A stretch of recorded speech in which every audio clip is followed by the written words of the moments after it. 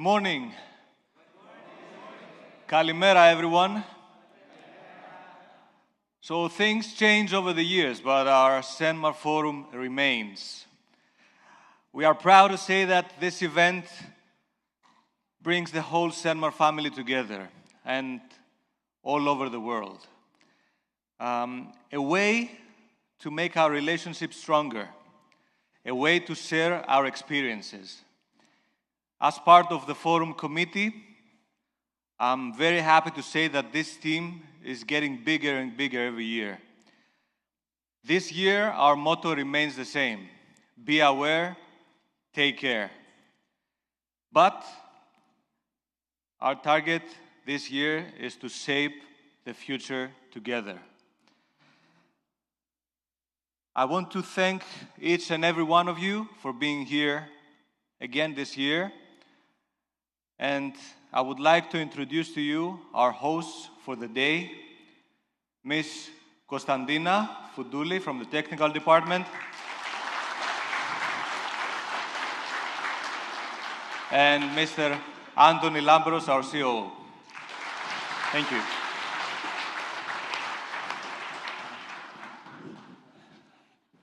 Thank you, Andrea.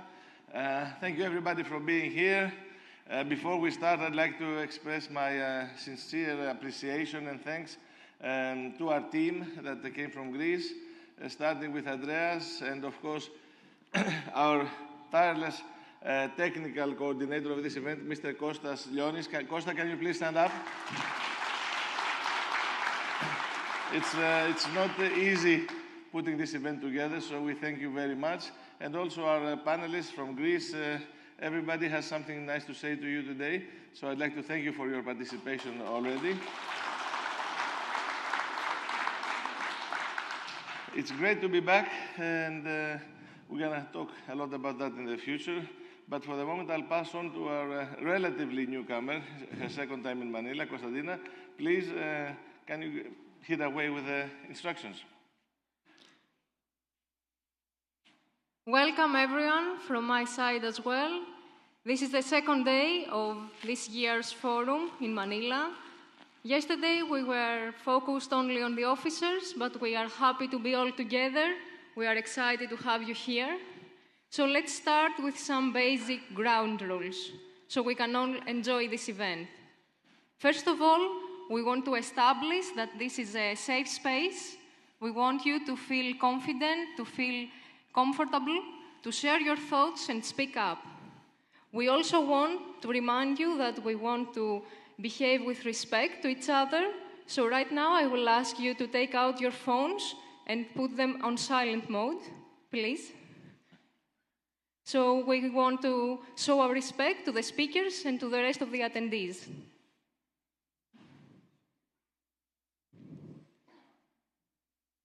If everybody is ready, this is the 27th or 28th forum since 2008, where this event started here in Manila. We have continued this forum during the COVID era with web forums. And during this time, we have used more than 100 speakers. I hope that these photos will make you feel some nostalgia from the past events.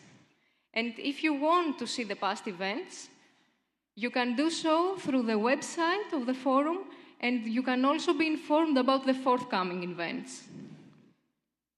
This is today's agenda for session 3 and 4. Sessions 1 and 2 were covered yesterday, and we will make a lunch break between the two sessions. Everyone has the agenda in front of them, so we don't have to go through it right now.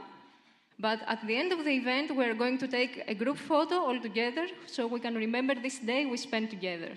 And of course, don't forget that after the event is over, we're going to have our basketball tournament, for which I am sure that everybody looks forward to.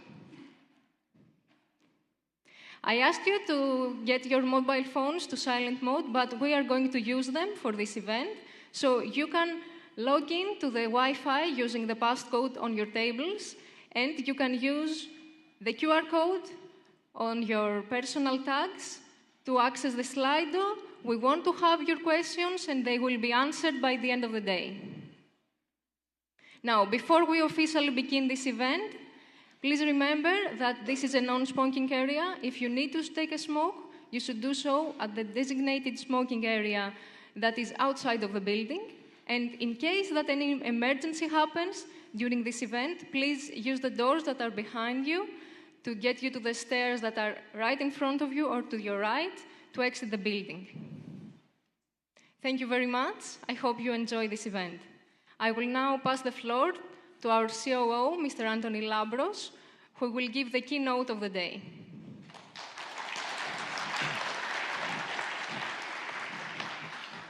Thank you, Konstantina. Very well said. And I will start our presentation today. Before I do that, I would like to see some energy in the room. It's a big room, so we need a lot of energy to fill it. So, are we ready for today? Yes. Are we ready for today? Yes. That is the idea. So, thank you, everybody. We are ready to go. One of the main things that we will be talking about today is speaking up. I would like to start off the day with something very different. I will talk about the humble hero. And this idea came to my mind when I was in Greece. I went to a shop to buy a pencil. And I looked at this pencil and it said, made in Germany. And I realized that this pencil, and that's why I call it the humble hero, is the oldest and simplest and strongest tool of communication, of creation, of imagination. If you can just imagine for how many centuries this has been around, how many different poems, love letters, stories, science has been written with this pencil. So this is the simplest and purest form of communication and imagination. And I saw that it is made in Germany, and I was wondering to myself, how come this simple tool is still made in Germany, such an industrial country? I would expect it would be made somewhere like China, for example, and imported. Then I looked it up. I never actually thought about this before. And it turns out that Germany produces about 80% of the world's total number of pencils. And I said, how come? I didn't realize at the moment. So I started digging a bit deeper. So I bought this pencil in Greece. And of course, it came from Germany. But then again, Germany doesn't have the actual forestry and the woods enough to make so many pencils. So the wood that is needed, which is a special kind of wood from what I read, comes mostly from South Africa. But of course, these loggers, in order to cut down the trees, they use saws. And these saws are made at another industrial country. They're made in the USA mostly. But of course, to create the saws, you need steel. And the majority of steel used in the USA is imported from Canada. But of course, Canada doesn't have the raw material that is required to make the steel. The raw material that you transfer on our Cape-size bulk carriers. So iron ore in Canada mostly comes from Brazil. Could also be China, but mostly it's from Brazil. And then again, that's just for the wood. Inside the core of the pencil, we call it lead, but it's actually graphite. And graphite comes mostly from mining in Mexico. And again, it's not only that. At the end here, we have the eraser. The eraser, which is made of rubber, of course, but it is processed at a petrochemical plant, mostly in Australia. And the raw material, the actual rubber from the tree, comes from Indonesia, from Malaysia. These are the countries that produce this. And then again, there's this metal band that holds the pencil together, holds the rubber in place. And this is mostly made in China. And this yellow paint, the paint that covers the pencil, this mostly comes from Kazakhstan. So this pencil has been manufactured with the collaboration of all these people around the world, all these different trades, all these different countries. And I went to the shop and I bought it. And then I thought I'd bring it here and show it to you and explain to you how this humble pencil actually became created, because not a single country can fabricate this pencil on its own. But when I arrived in Manila, I realized I had forgotten the pencil in Greece. I opened my luggage, the pencil was nowhere to be found. So I called Mr. Yannis Vakas, our fleet supervisor, and I said, can you please help me? I forgot my pencil in Greece. And he came to the rescue. He brought the pencil, and of course, that was my mistake, but as we will discuss later, everybody makes mistakes. So I thank him for coming to the rescue and bringing this pencil to me. So this pencil was created with the collaboration of all these people that we talked earlier, but it arrived in Manila with the help of Mr. Yannis Vakas. So all these different trades, all these different nationalities, the South African loggers, the US factory workers who made the saw, the Brazilian and the Mexican miners who dug up the raw materials, the Malaysian rubber farms, the Australian chemical plant workers. All these people had to work together. And many of these people, they don't know each other, never heard of the other person's country. Maybe they hate the other person's country. But still, it turns out that they work together to manufacture this communication tool. And this is the definition of diversity. People with a different language, different background, religion, beliefs, different education. All these different people combine, and this humble pencil is the thing that embodies the essence of our interconnected world. Everybody working together to achieve one goal. And at the very center of this interconnected world, that is where you are. Because all these people came together because you managed to transport with your ships the raw materials, the finished products all around the world so that we can arrive at this global pencil. And this is why we are shaping our future here together. Because you, all of you, like us, we share common values, common principles. We are here, we have a common past. Most of you have been with us for many, many years, and we thank you for it. And we are building on this common past and creating a safe future for everybody. We have a different mindset, but we are combining with the same attitude, the same beliefs to arrive at the future. We will be moving forward together, and we will empowering our teams, and we will gain power as an individual as well to work together, support each other. So this is my message, this is my keynote message for today. We are all together, one team, one group, an interconnected world, working together to make pencils, and not only pencils, this is symbolic, to make a better world. In closing, I would like to ask you to enjoy this day, to try and make this day one of the best days of the year.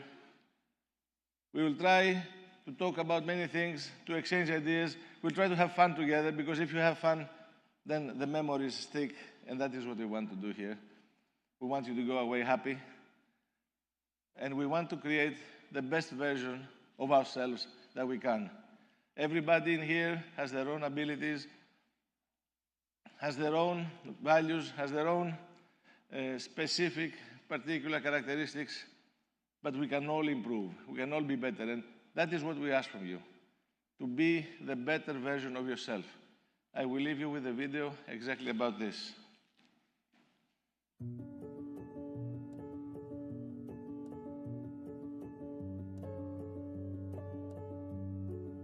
The Pencil's Tale.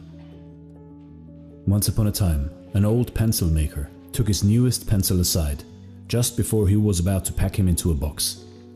Imagining the little fellow as a person, he recalled a few things about the pencil. There are 5 things you need to know he said to his pencil. "Before I send you out into the world, always remember these 5 things. Never forget them, and you will become the best pencil you can be." The first thing is to remember that you will be able to do many great things, but only if you put yourself in someone else's hands. From time to time, you will experience a painful sharpening, but remember that this will make you a better pencil. Also, keep in mind that you will be able to correct any mistakes you might make along the way. And the most important part of you is what's on the inside. And remember this as well. Upon every surface that you are used, you must leave your mark. No matter what else happens, you must continue to write. It seemed the pencil listened to him and promised he would remember these 5 things so that he could live his life with heart and purpose. You see, in life, in your life, put yourself in someone else's hand. Embrace challenges for growth. Learn from mistakes. Value inner qualities. And leave a positive mark on the world. And you too can become the best pencil there is. That is all. Let's be the best pencil we can be, and let's leave our marks. Thank you very much.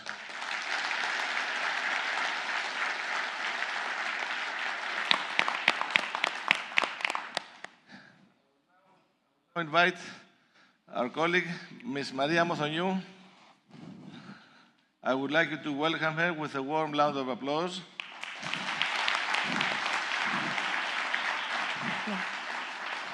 Also, a relative newcomer.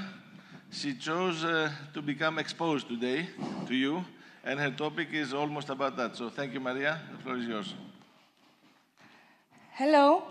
Welcome to the second day here in our forum in Manila.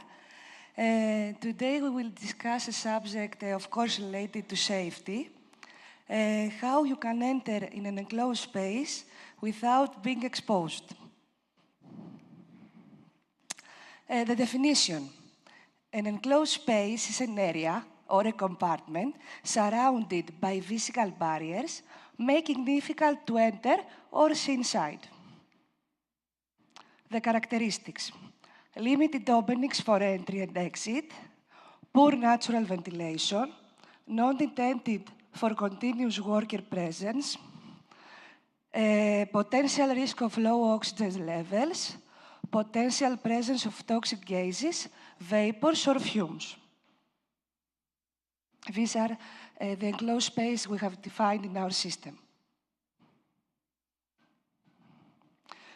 Specifically, for cargo holds, should be identified as enclosed where cargo is classed as Group B as per the AMPC code, has oxygen-depleting properties, has been fumigated.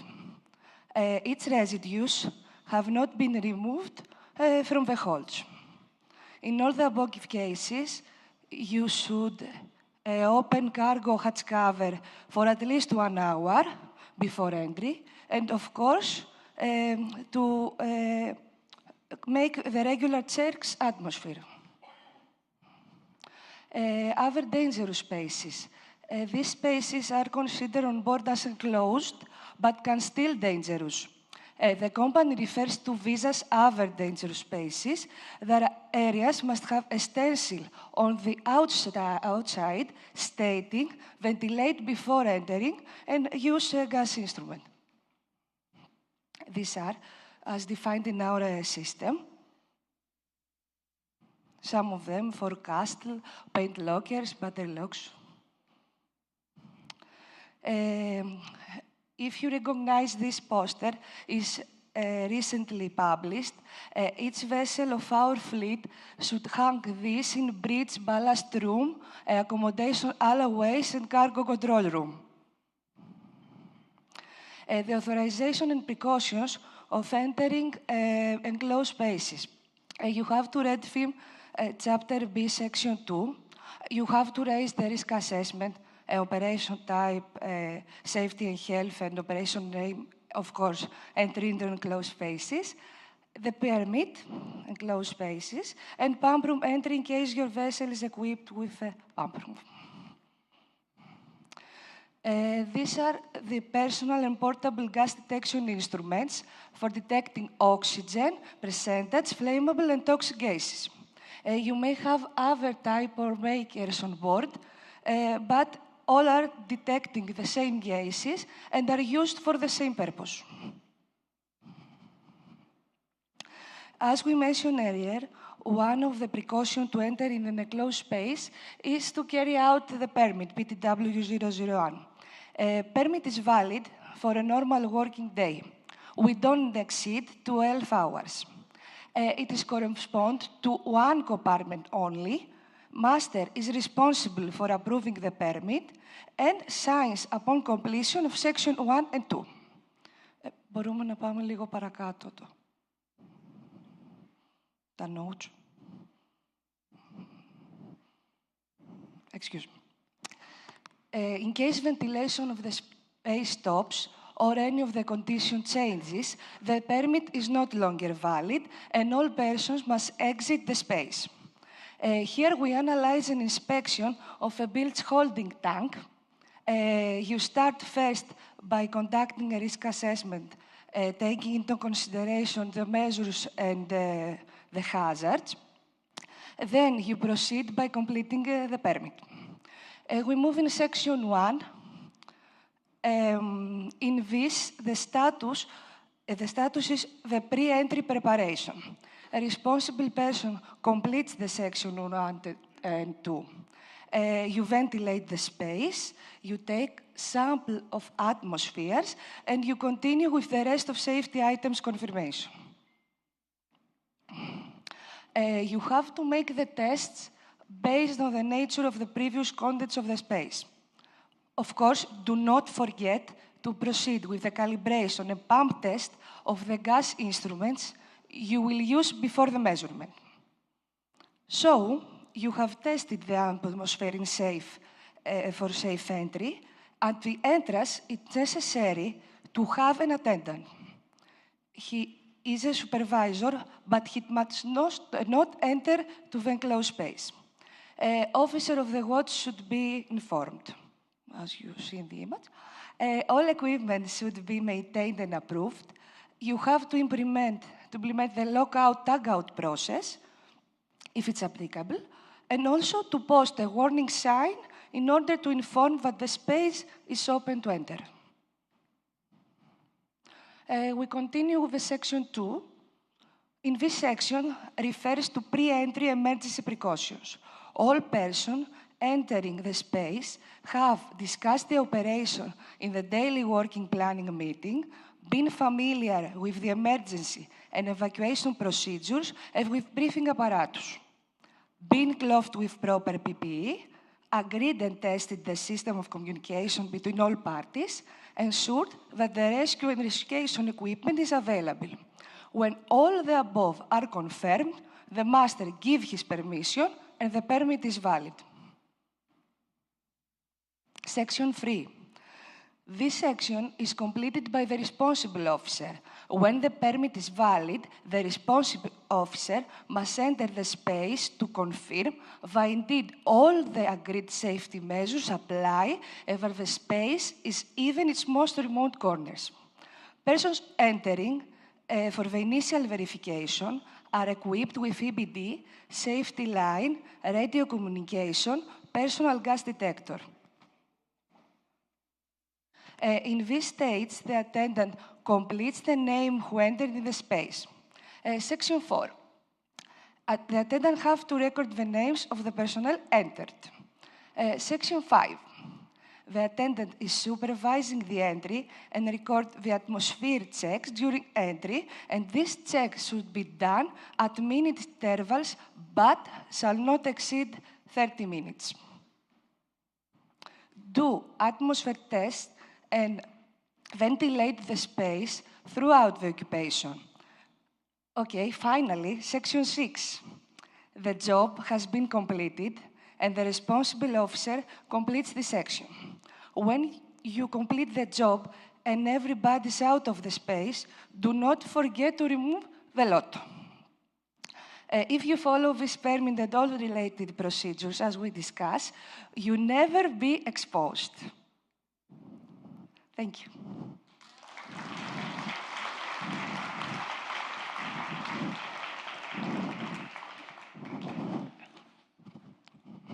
Thank you, Maria, for that very informative presentation.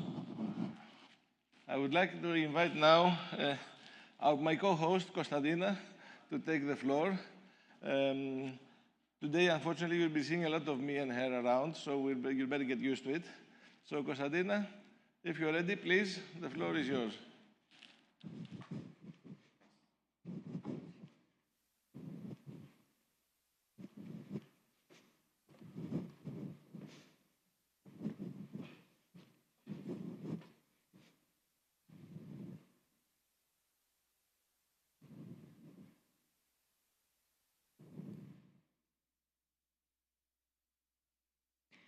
Let me start with a story. Our motor vessel Calliope P was due for her second special survey in 2022. And she was dry docked amid the COVID era during difficult circumstances.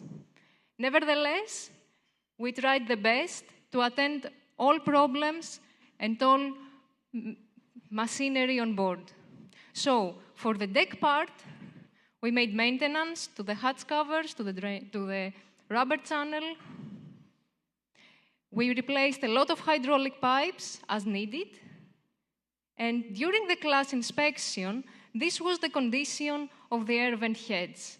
As you can see, they are in good condition, and no further action was deemed necessary. A few years went by, and earlier this year, during an office inspection, the condition of the air vent heads was like this. As you can see, they are very rusted, they even have holes on them, and the seals are not in place. Extensive repairs needed to be done by the deck crew because this time the vessel was sailing. And let me show you some more photos of the condition of the main deck, where a lot of pipe work and soft steel needed to be done again by the vessel's crew because the vessel is now sailing and it is not in the shipyard.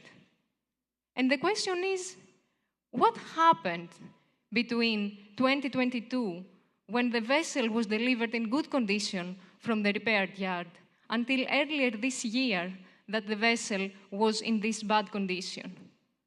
And the answer is, nothing happened.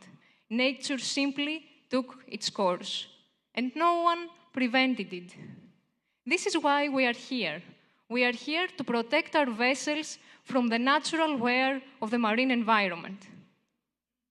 Maintenance of deck and deck equipment is important for a lot of reasons. But first of all, it is a matter of safety. Safety of the vessel and the crew on board.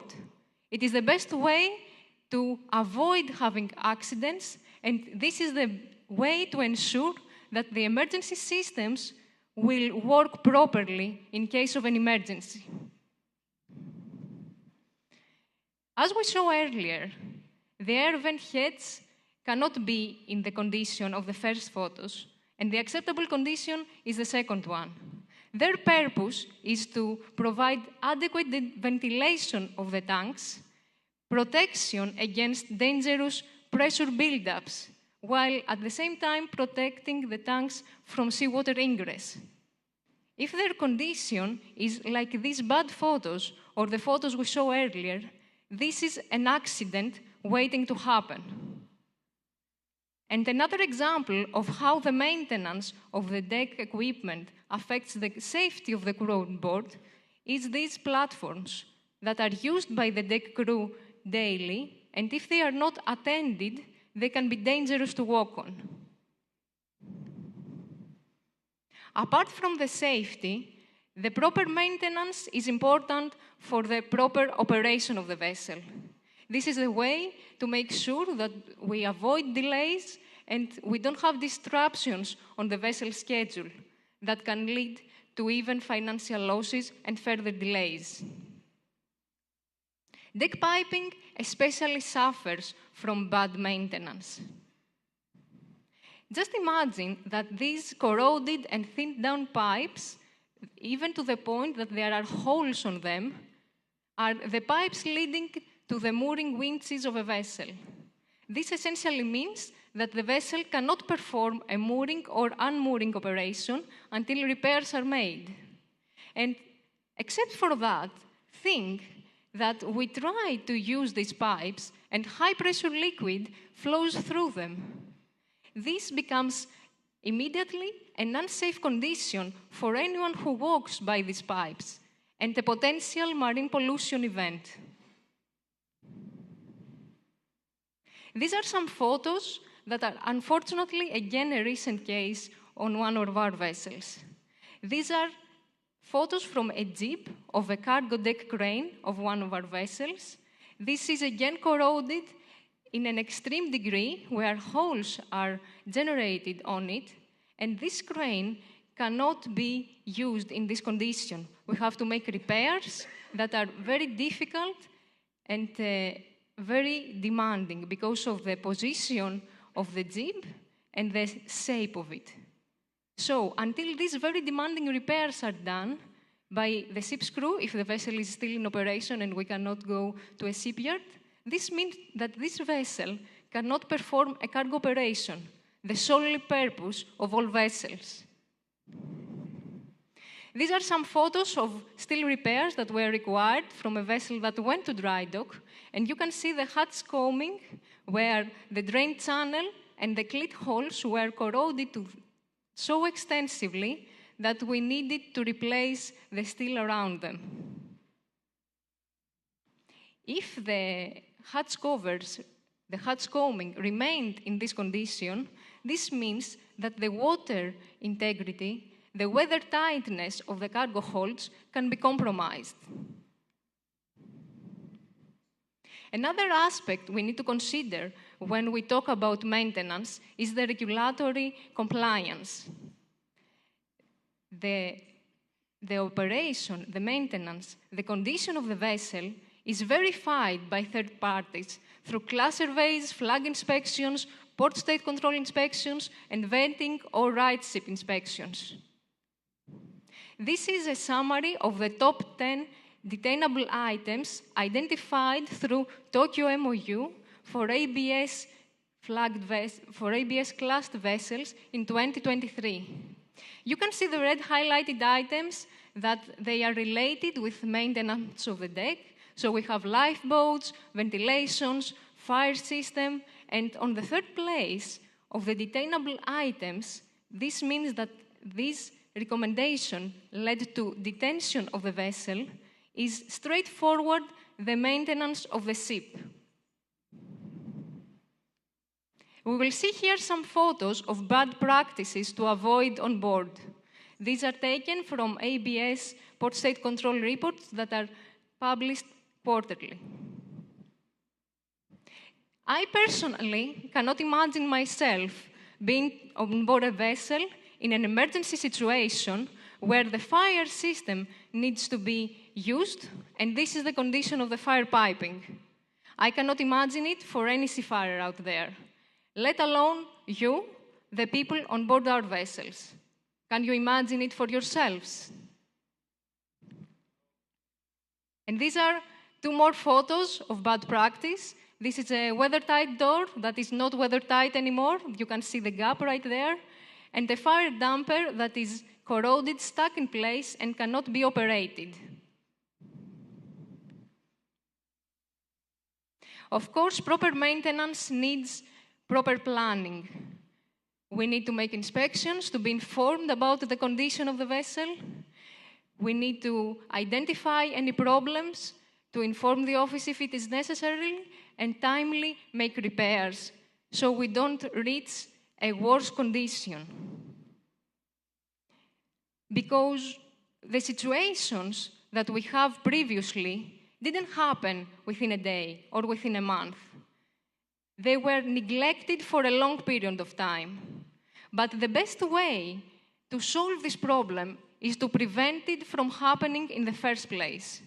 This is the concept of preventive maintenance. This means that we don't wait to see this bad situation, a pipe that has been hauled by corrosion, in order to make maintenance, or to inspect its condition, or to do derusting and painting, or to apply greasing and lubrication for the windlasses.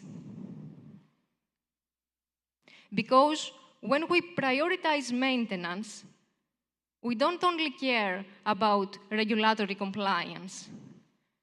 We care about saving lives, about preserving the marine environment, and ensuring the ship's long-term operational success. By prioritizing maintenance, you will play a vital role in keeping the seas safe for everyone. Thank you very much.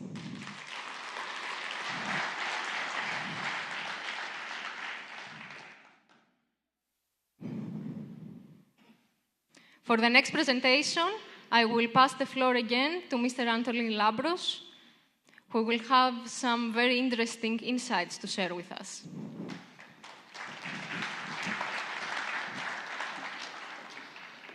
Thank you, Konstantina. It seems you cannot get rid of me. Huh? You thought you were done, but here I am again. Thanks a lot. Very interesting and very useful about the maintenance and deck maintenance. Myself, I will be talking about something very different. It is about the human performance principles. It is something that we have discussed also previously, and I hope that it is something that you are quite familiar with, and you can help me go through with it. But I say, as you see, the title says, Learning from the Next Generation. And when I'm talking about the next generation, I'm not talking about the young ones among you. I'm talking about extremely, very, very, very young people, because these human performance principles apply to everybody, not only at work, at home, not only us, also young children. Before we get there, the everlasting question, what makes our ship safe? Is it the people? Is it the environment that we create?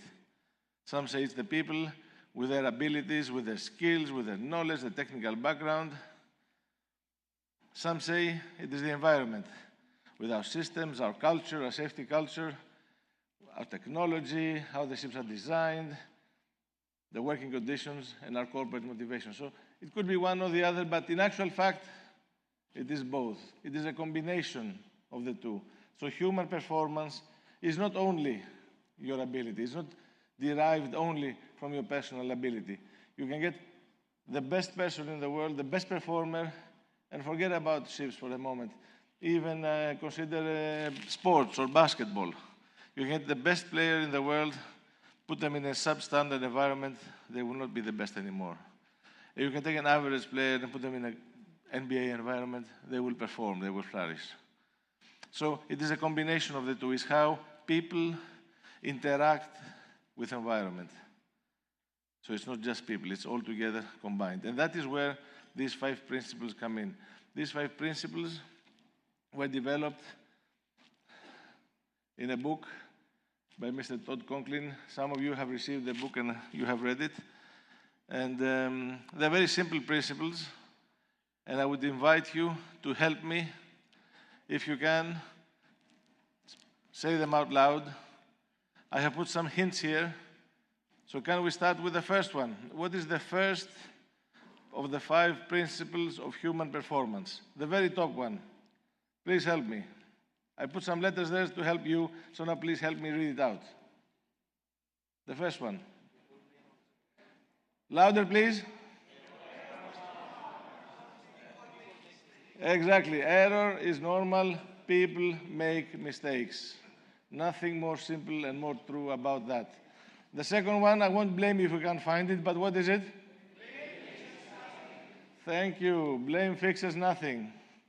We are talking about this always. The third one? I can't hear you, sorry. Learning and improving is vital. Very correct. The next one is a difficult one. Context drives behavior. It is what we talked about regarding systems. Louder about the last one. How you respond to failure matters. Thank you very much.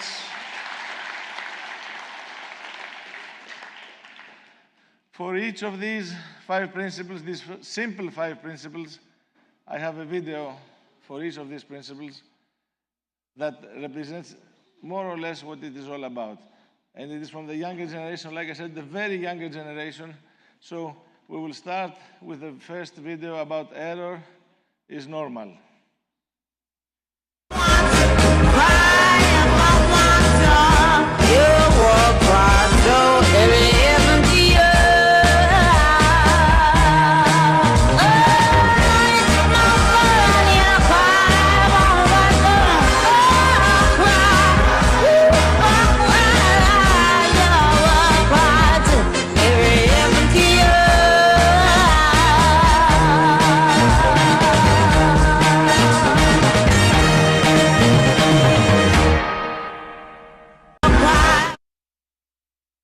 Very simple. Error is normal.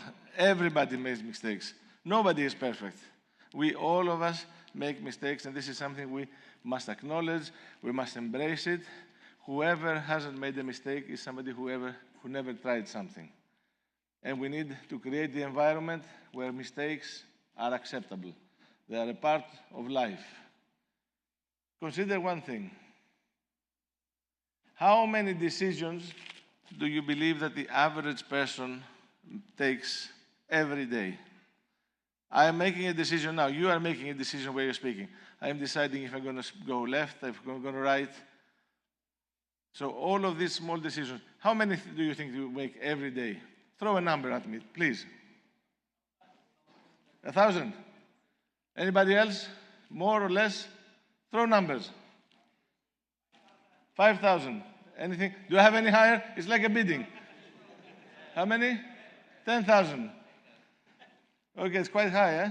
Actual research has shown that the average person takes about 35,000 decisions every day.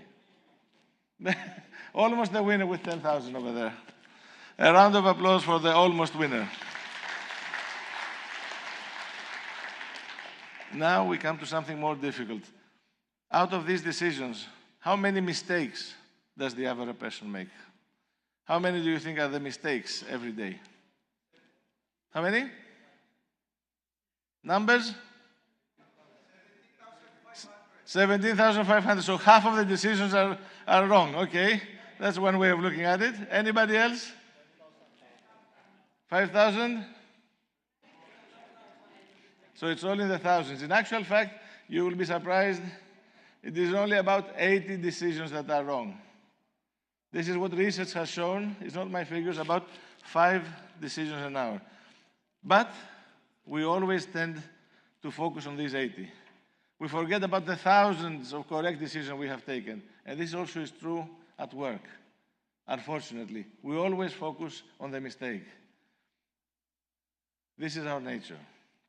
But the mistake is there only for one reason. It is something from which we can learn and improve. So let us see the next video, please. So you know how I put you to bed last night? Uh-huh. Well, I got really hungry. Costa, that's not the next video. I ate all of your candy. So you know how I put you to bed last night? Uh-huh. Well,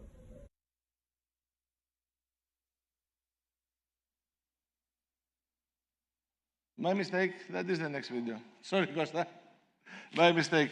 But it's not about learning and improving, it's about blame fixing nothing. Please. so you know how I put you to bed last night? Uh-huh. Well, I got really hungry and I ate all of your candy. I'm sorry. You're just joking. You didn't eat my candy. I did. I was really hungry. Well, what are some of them? I know, but I was really hungry and I didn't have any other food. I'm really sorry.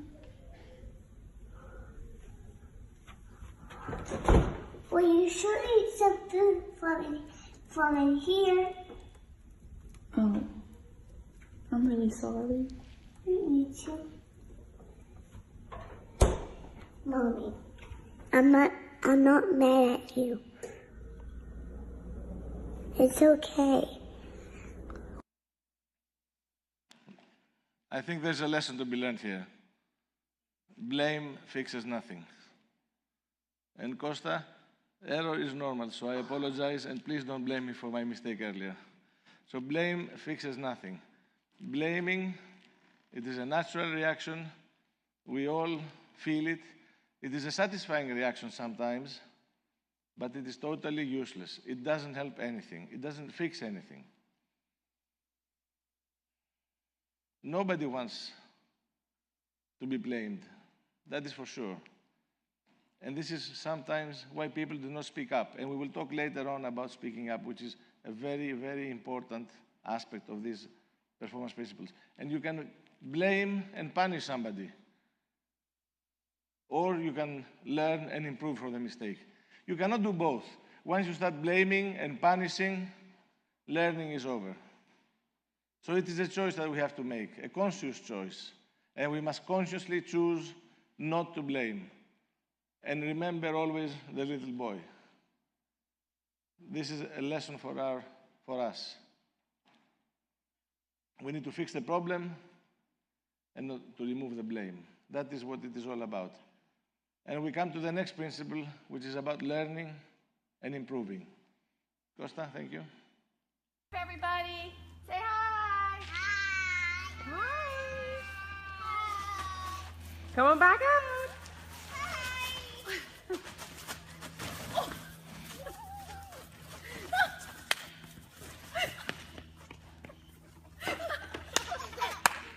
You guys are so...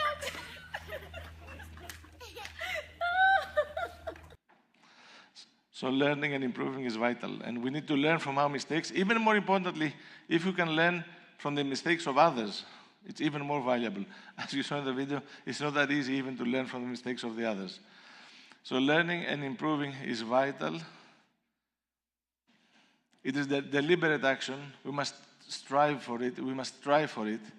We must recognize, first of all, that every mistake is a learning opportunity, and we must include this in our learner mindset. We must always have this mindset to be prepared to learn.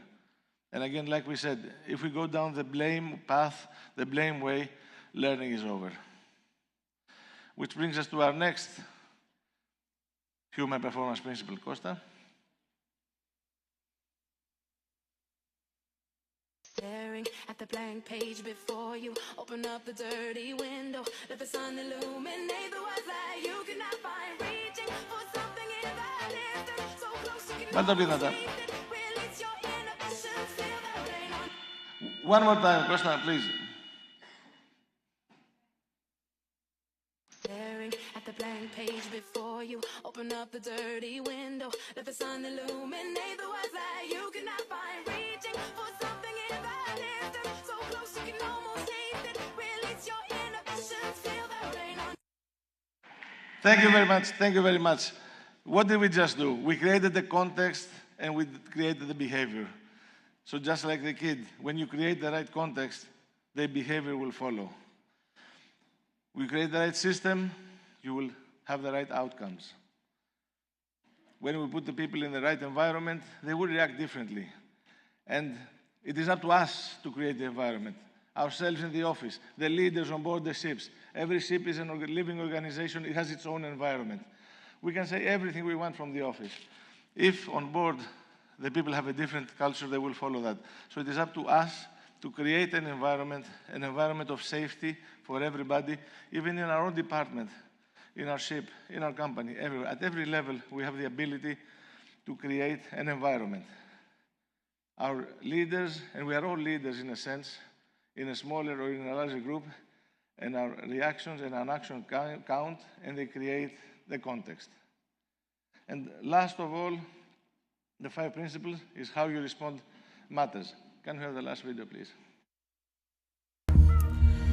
Don't try this at home. Don't touch it. Don't touch. No, don't touch it. They don't seem that concerned at all, which is concerning me. I know, it's unbelievable to see, isn't it? Babies, even when they're very young, are very, very good at watching the eyes and the emotional expression of their caregivers. And so if something new or weird or different occurs, the child will often check in with their caregiver's face to go, is this something I need to worry about or not? And in that split second, if the caregiver shows fear, the child will often react with fear as well. I wonder how the parents feel watching this. This is set up to be very safe. Okay. These are trained snakes that are used to being with humans. They're non-venomous? They're non-venomous. Just like that. You are the parents, and our colleagues and our seafarers are the children. And in the same way that the children will react with fear if we show fear, they will react with an emotion if we show an emotion. It's the same way with leadership. As leaders, we cast a long shadow. We have an impact. Even when we don't realize it, the way we speak, our body language, it's not only the words, it's also the way our attitude. All of this has an impact. So how you respond to failure matters. It's not what happens to us. There will be mishaps, there will be mistakes all along the way. This is how life is. We cannot avoid it. But what really makes a difference is how we react. How we respond to failure makes a hell of a difference. We should never ask about the who. Forget about the blame. We should ask what happened, because this is what we want to fix. What happened? People around us, like you at this moment, are watching and observing. Every little thing we do matters. Always remember this. So I thank you very much. These are the 5 principles we learned from the kids. Remember these videos, keep them in your mind. And most of all, I wish to thank you for embracing our principles, for embracing this culture. We are moving step by step. We're not there. It is a step process. Every day we need to get a little bit better, just like we said with the pencil, leave our mark and try to be the best versions of ourselves. So thank you once again for everything, and thank you for listening to this presentation.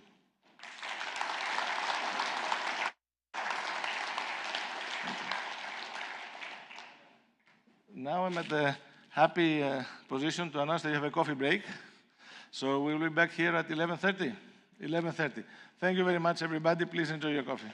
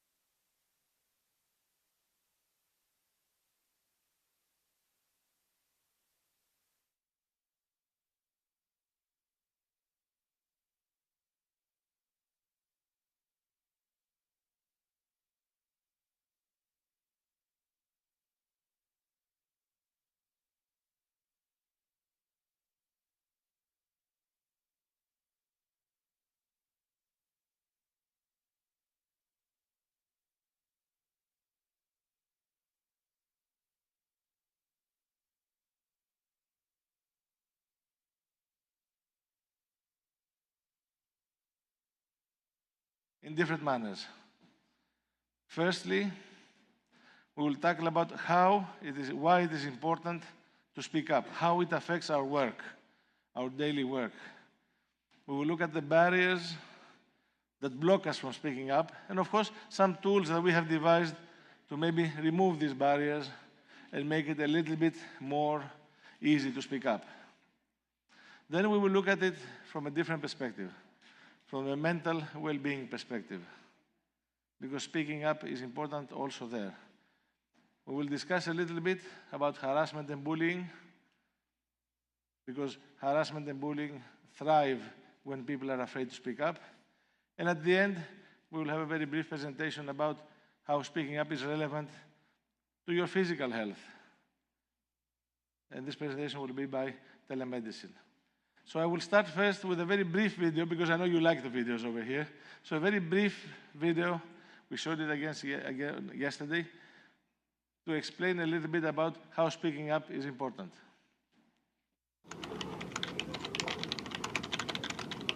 Unbelievable. What? What is it?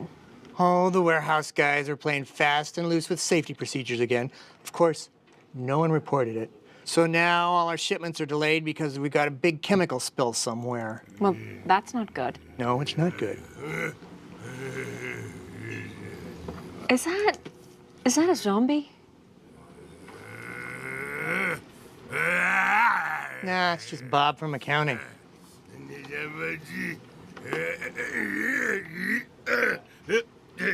I don't know. I think he looks like a zombie. Do you think we should tell our manager or HR or something? No, it's not our department. Let accounting worry about it. Okay.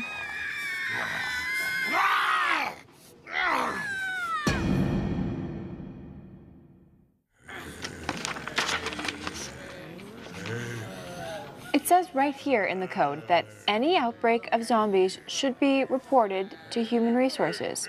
Somebody should say something, right? Well, it's not really that big of a problem, is it? I mean, there's only 3 of them. I wouldn't classify that as an outbreak. Make that 4. Oh, hi, Ted. How you doing?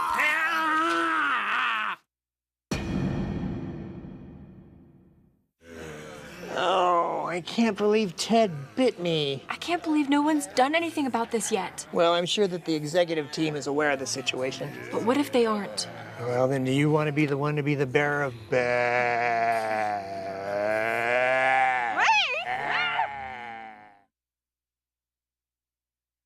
This is the importance of speaking up.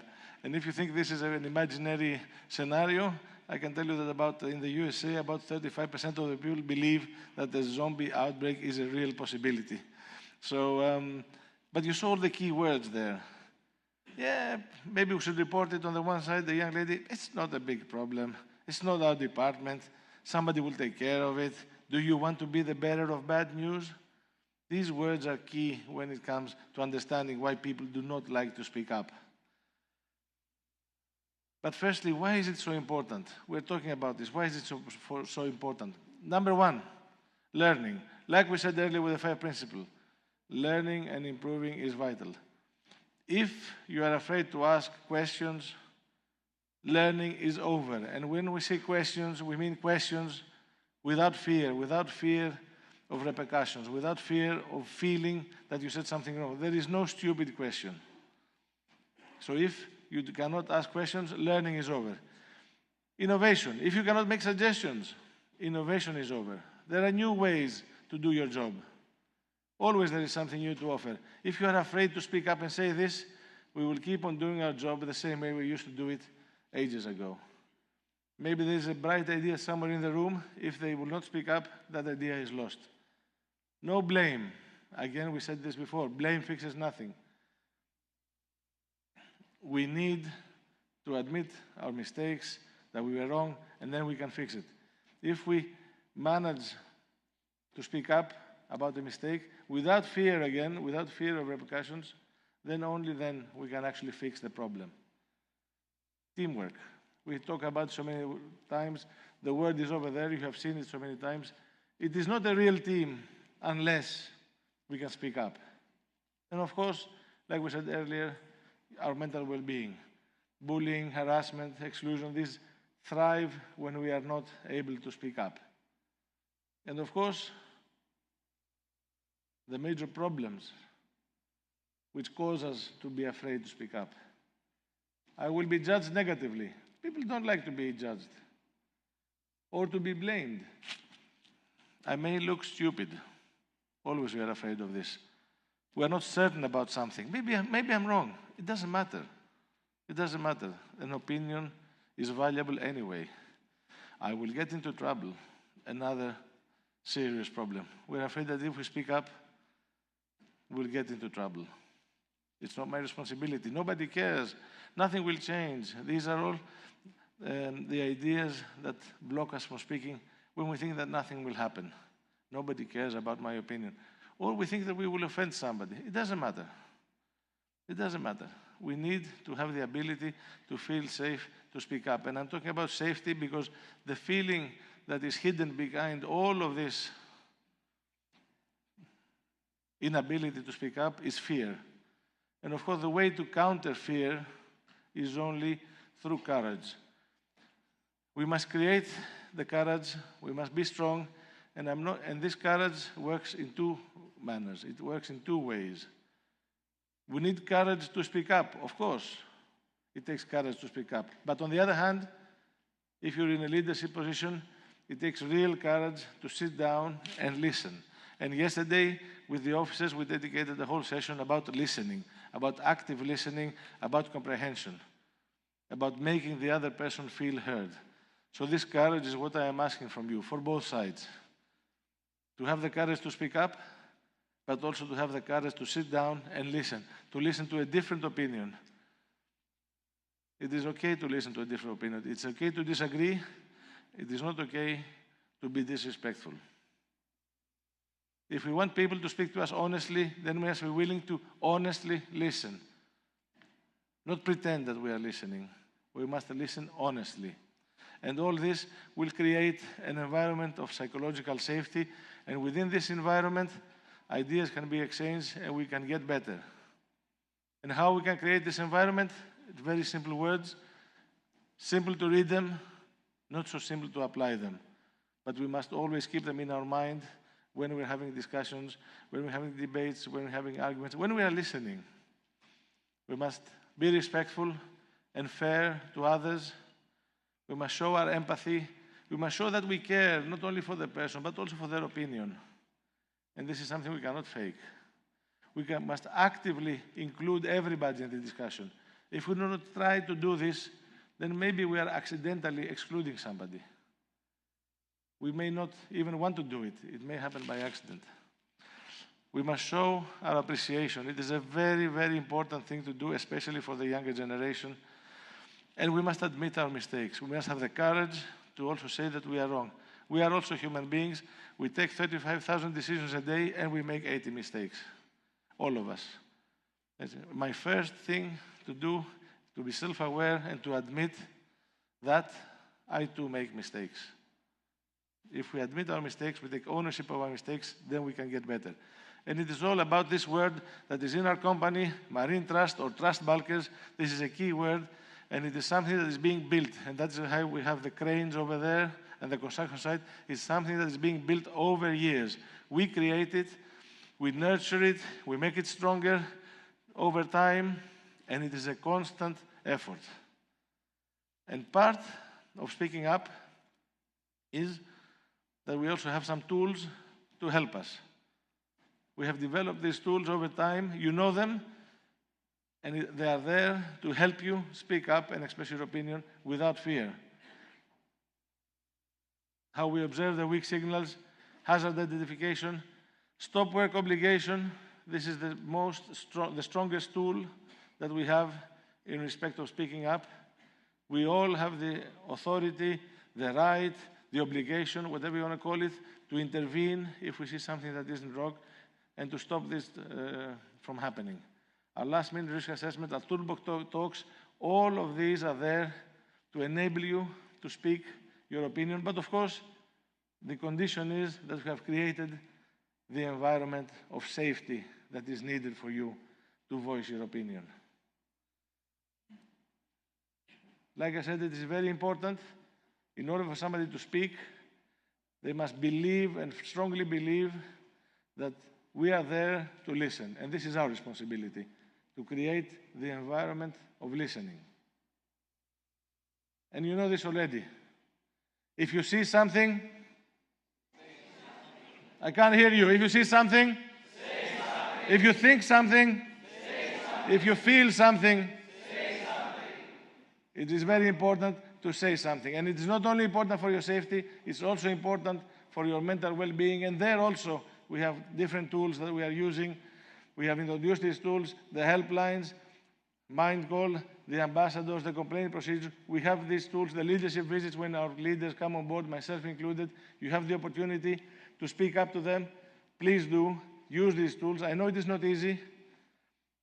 It is very confidential. You may have your doubts about this. I can assure you it is totally confidential. We do not know who is using the helpline. We do not know if you are using the helpline.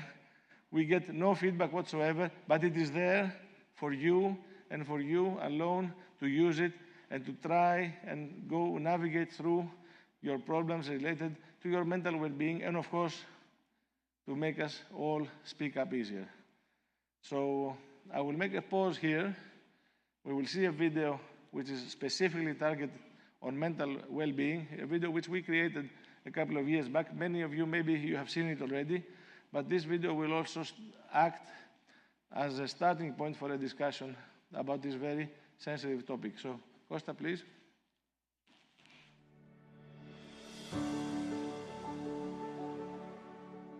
Mental health is our emotional, psychological, and social well-being. It affects how we think, how we feel, how we act, and therefore how we behave and perform at work. It also determines how we handle stress, how we relate to others, how we make choices. Problems, stressful situations, and life experiences play a major role in affecting our mental well-being. When we are affected negatively, there are usually symptoms like eating or sleeping disorders, isolation, confusion, mood swings, or indifference. However, on many occasions, these symptoms may go undetected by others. A seafarer's life is by definition more stressful. However, our mental well-being can be affected just the same ashore. Our company believes that the mental well-being of our employees, both ashore and on board, is a priority. We have therefore prepared this video to raise awareness on this very important topic. Enjoy it!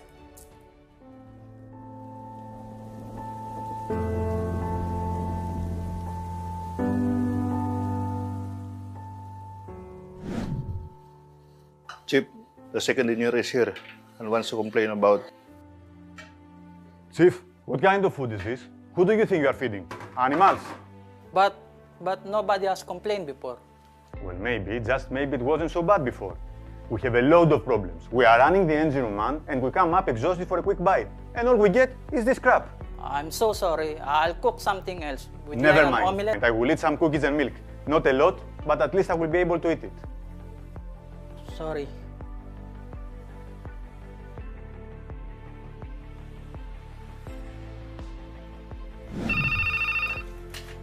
Hello, Captain. Yes, I can hear you. Please, go ahead. Look, you did it again, and I don't know why. When we ask for 100 kilos of beef, this is what we expect to get, not 25 chickens.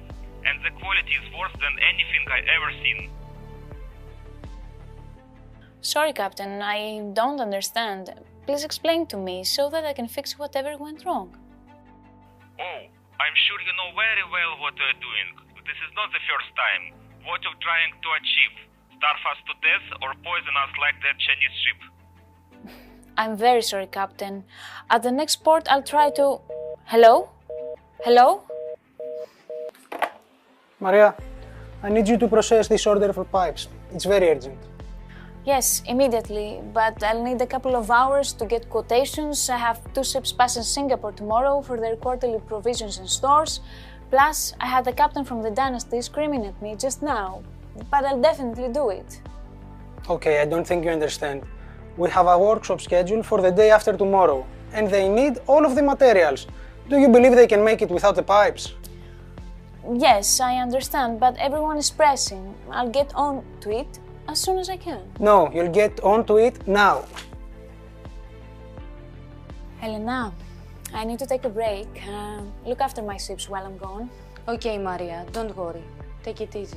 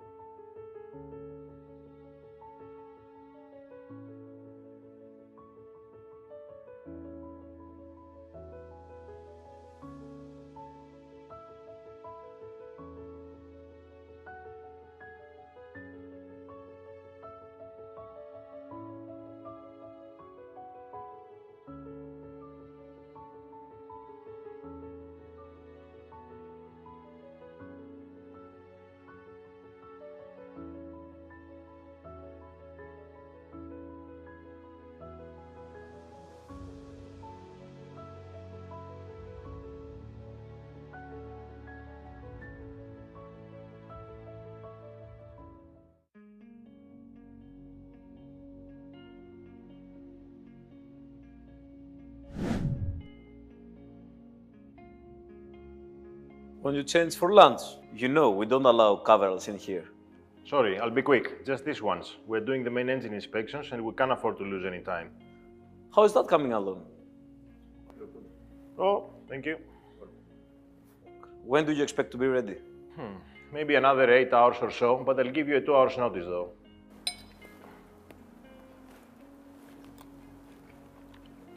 Yeah.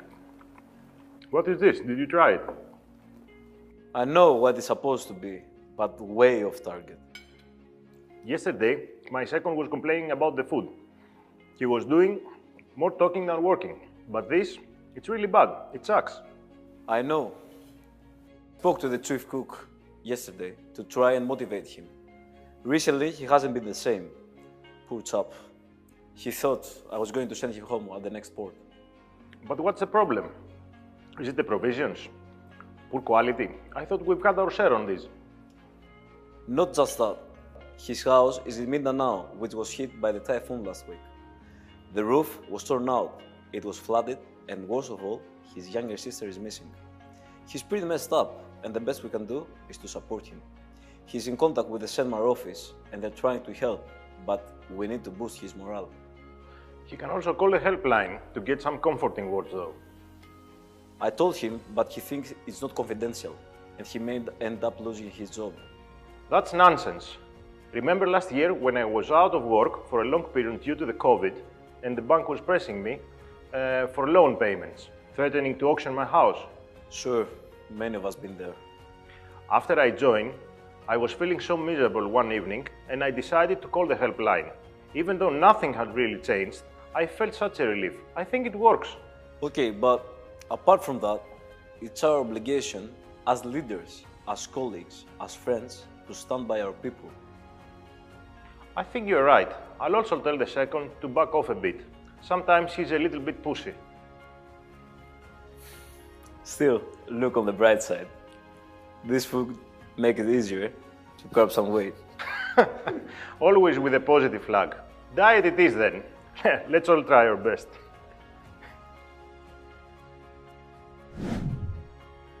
Hello. Maria, are you okay? I'm fine. Thank you. No need to worry. But I do. It seems you have been crying. Problems at work or at home? Or maybe both? Come to my office and tell me all about it.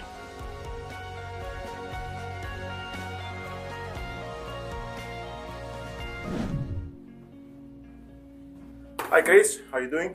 I'm fine, Chief. You need some coffee? No, thank you. Just made mine. Actually, I've been meaning to talk to you about something. What's up, Chief? It's about the chief cook. You know he's been going through a tough... You mean the chef of disaster? The dog food specialist? Come on, knock it off. I'm meaning to tell you that he's going through tough problems back at home and we must support him. So what? We all have our problems. Exactly. We all have our problems and we must stick together. We need to understand that everyone's performance is being affected by our problems. Take for example yourself. Yesterday you were slow because you hadn't eaten properly. What if you had problems back at home and you couldn't be able to solve them? Yeah, I guess you're right. Maybe I was a bit rough. We must be there for our colleagues and we have to show that we care. And if you really want to be a good chief engineer and a leader of men in the future, you should always remember this. Thank you, Chief. I will go apologize to the chief cook and try to make amends. Thanks, Chris. I appreciate your attitude on this matter. I'll see you later in engine room. Bye.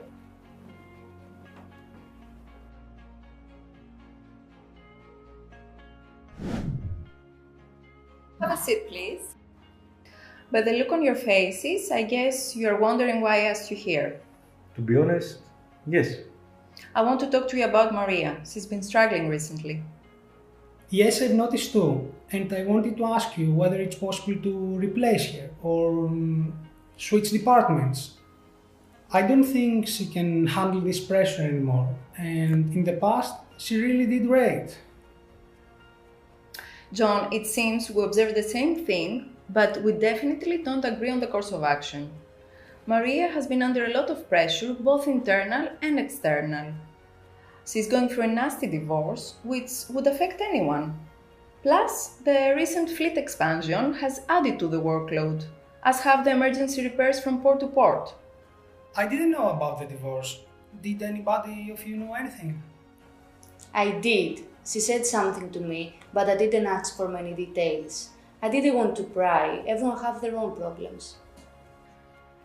I wonder why she said nothing about the divorce. She didn't say anything because she didn't think anybody cared to listen. It is our duty, your duty, to be open to listen to what your people have to say, be it personal or on the job.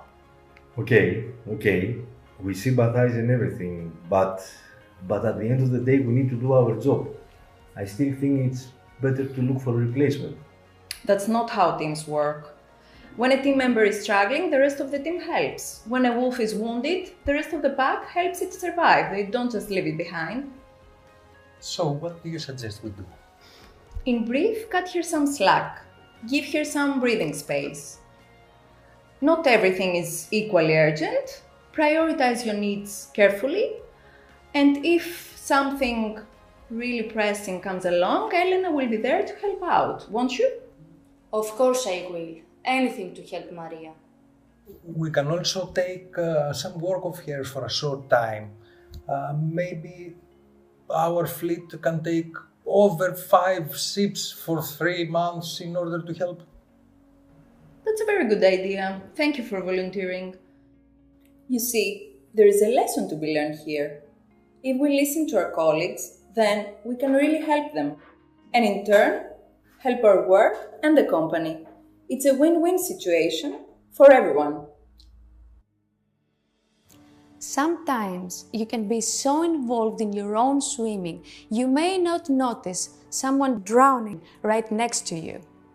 Let's not be that person. Let's be open. Let's be aware. Let's offer a listening ear and a helping hand to our colleagues. After all, what goes around comes around. Remember our company motto? Be aware, take care, every time, everywhere. It also works when we need to care for our colleagues. Our company cares for your well-being. You are our people. You are our family. Help is always available if you ask for it. The helpline is totally confidential. Please don't be afraid to use it. Our people in CENMAR and the head office are always there for you. Please don't be afraid to reach out. Most importantly, when you are among colleagues and friends, both on board and ashore, listen to the other, observe their behavior, and offer assistance, even if you're not sure it is needed. In a nutshell, let us all practice self-care and let us care for each other. It's okay not to be okay, as long as you share it.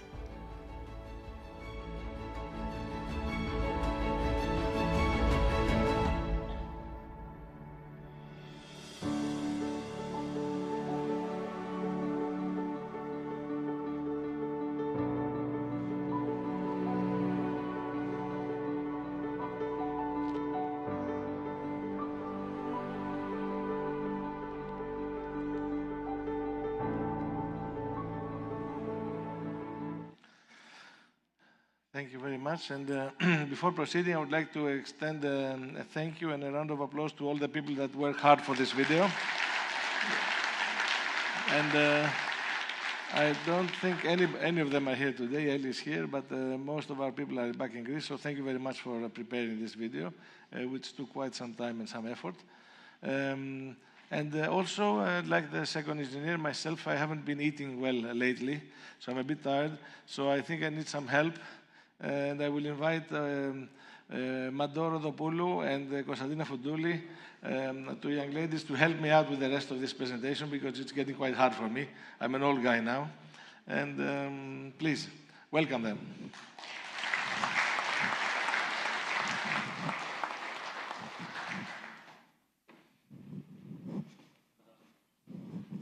And you'll excuse us if we sit down as well because it's taking quite a long time. Hello. Hello. Hello, everybody. Thank you. So, what do you think of the video? Quite a lot of stuff in there. And I think we will try and focus on the part about bullying and harassment, but I think quite a lot of things there. There were a lot of things, and very interesting and very large topic to say. I will say my personal story, which is back from the school days when I was a little child. These days I had a best friend I trusted a lot. One day during break, we were chatting and have a good time, and a friend of us approached and wanted to speak to my friend alone. Naturally, I was curious and asked why I could not join. Then she turned to me and said, this is between us. And just like that, I was excluded. Before I knew it, a group of classmates gathered around us and started chatting and whispering. They seemed to take sides, but none of them were of mine. Suddenly, the whole group turned against me. They started shouting at me, and their voices were getting louder and louder. I felt trapped, isolated and alone, and very much stressed. What I finally did at this time, I screamed as much as I could, loud enough to cover their voices, loud enough that the teachers came out of their offices to see what was happening. Immediately, the teachers stepped in and broke up the crowd. Then, the following days, our teacher tried to speak to us and help us to share our feelings. And she didn't put any blame, however, managed to restore our friendship. Looking back, I realized how powerful emotions can be when you feel isolated and overwhelmed. In that moment, when I felt I had no voice and no one on my side, screaming was my way of saying, I'm here and this is hurting me. That scream, although it came out of desperation, was also a moment of courage. Now I learned that speaking up, even if it feels very difficult, is so important. Thank you. Thank you, Madhu. Thank you for sharing this.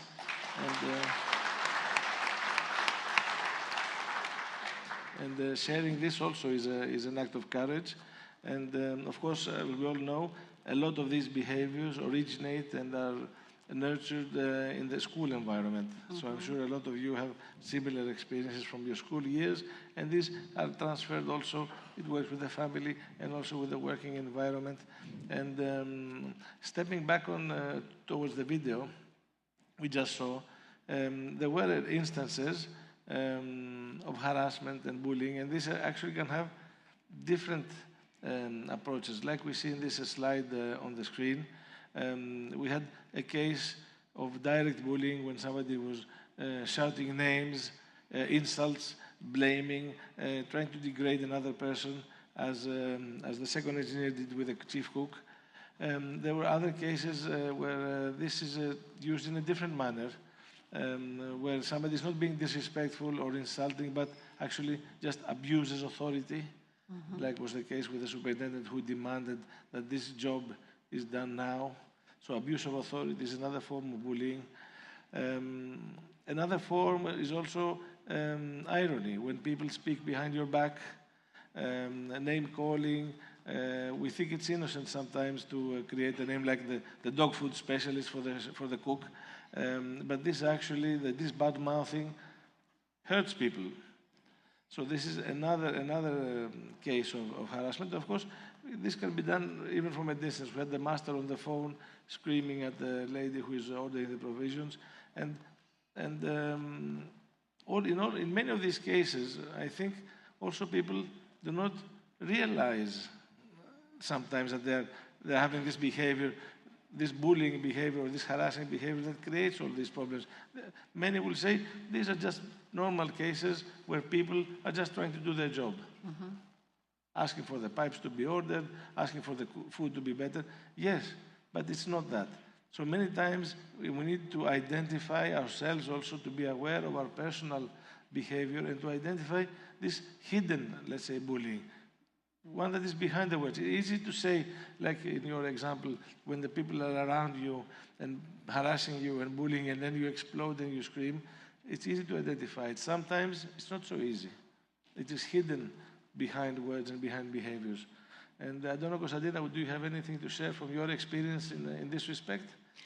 Yes. Every time I watch this video, I like how the situation is handled eventually, because it is the ideal way to solve all these problems.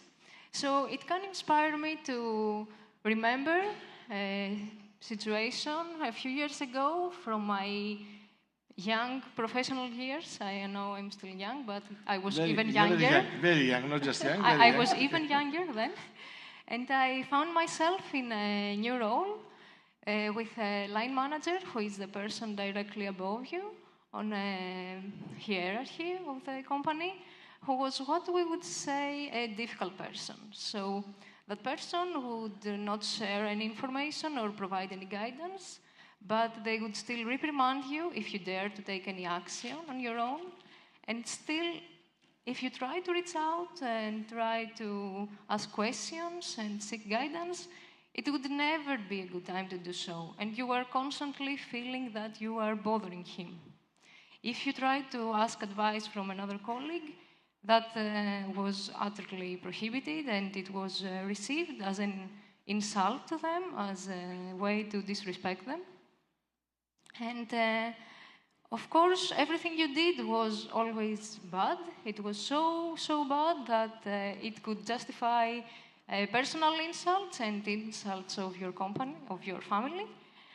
And after a while, I felt like my job description included more of me working on eggshells around them, trying to make them feel good about themselves rather than actually doing my job.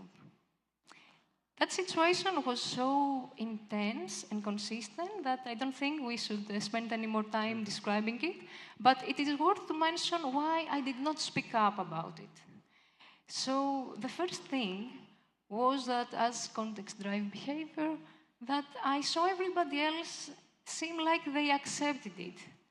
So watching them, imitating them, I did not speak up about the zombie in the room, like we saw in the video before. And another reason was that I felt that I would be a bad colleague if I complained to the management about them, without realizing that if I didn't speak up about it, nothing would change. And the most important thing that held me back was that I felt that if I said something about it, they wouldn't believe me. They would say, you are not good enough for this job. You are not tough enough. This is not for you. But this made me feel like being insulted, being isolated, and constantly disoriented was the price I had to pay to be in that role. But, surprise, surprise, nobody can thrive in that environment. So, in any way you think about it, it doesn't make any sense not to speak up about the problems you have. So, my advice to you is to do as we say and not as I did. And speak up about your problems. Reach out, even to the person you are having a dispute with, or to some senior officer, to the master, or to the office representatives when we visit the vessels. Find somebody who is willing to listen to you, because we want to listen to you and we want to help you. Thank you, Konstantina. Thank you again for sharing. I realize this is also not easy, so I thank you very much. And of course, some of the points that you picked up were also present in the video. So we saw the situation when people were afraid to speak up. And one of the reasons was that they felt that it would be a burden to others. So I said, I don't want to trouble people with my own problems. Another case was when you feel that nobody cares or nothing will change, because this is how it's been done so far. And this is it's a very dangerous form of normalization, thinking that something has been done so far like this, and it will continue to be like this. But it is not the reality. In reality, everything changes. Maybe it doesn't change as quickly as we want, or as simply as we want, but everything does change. And of course, just like the problem we saw in the video when they said that we all have our problems, so what? It's the same with mistakes. We all make mistakes, but still we care about correcting the mistakes, our own mistakes and the mistakes of others. It is the same with the problems. We all have our problems, but we still should care about correcting these problems, our problems and the problems of our colleagues and our friends around us. And I don't know, Costa, if we have the time to watch the other video as well, the brief one. I think we have some time, because just a video that will show that there are many differences, and there are many ways in which people can get misunderstood, and people can be offended without us understanding. And there are differences, and this video that we will see now focuses on the difference of age, of generation, how an older person and a younger person can get along together. They have so many differences, but still we must try to find a way to get along without harassment, without bullying, without being disrespectful. So if you can throw this video, Costa, you have it ready?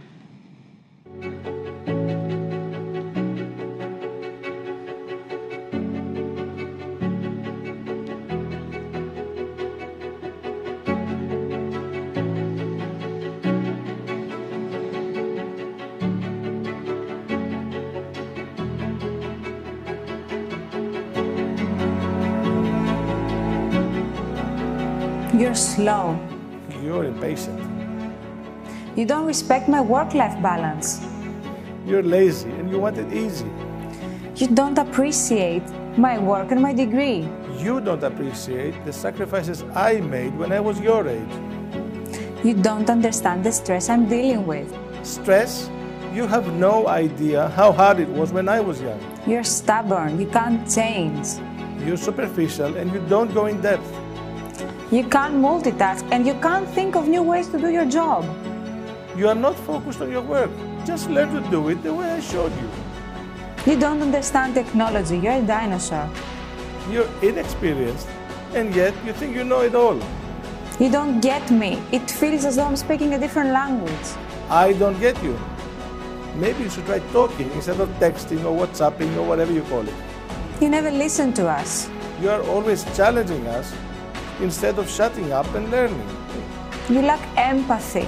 You're oversensitive and always ready to cry. You don't respect us. You don't respect us.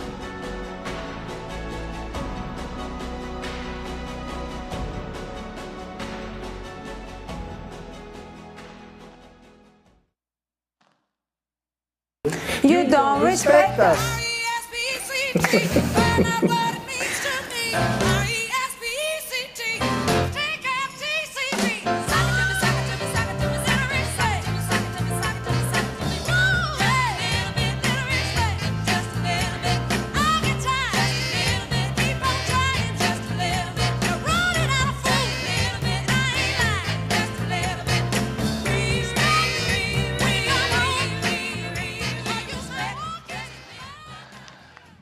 So this is, in a way, how we will close our presentation.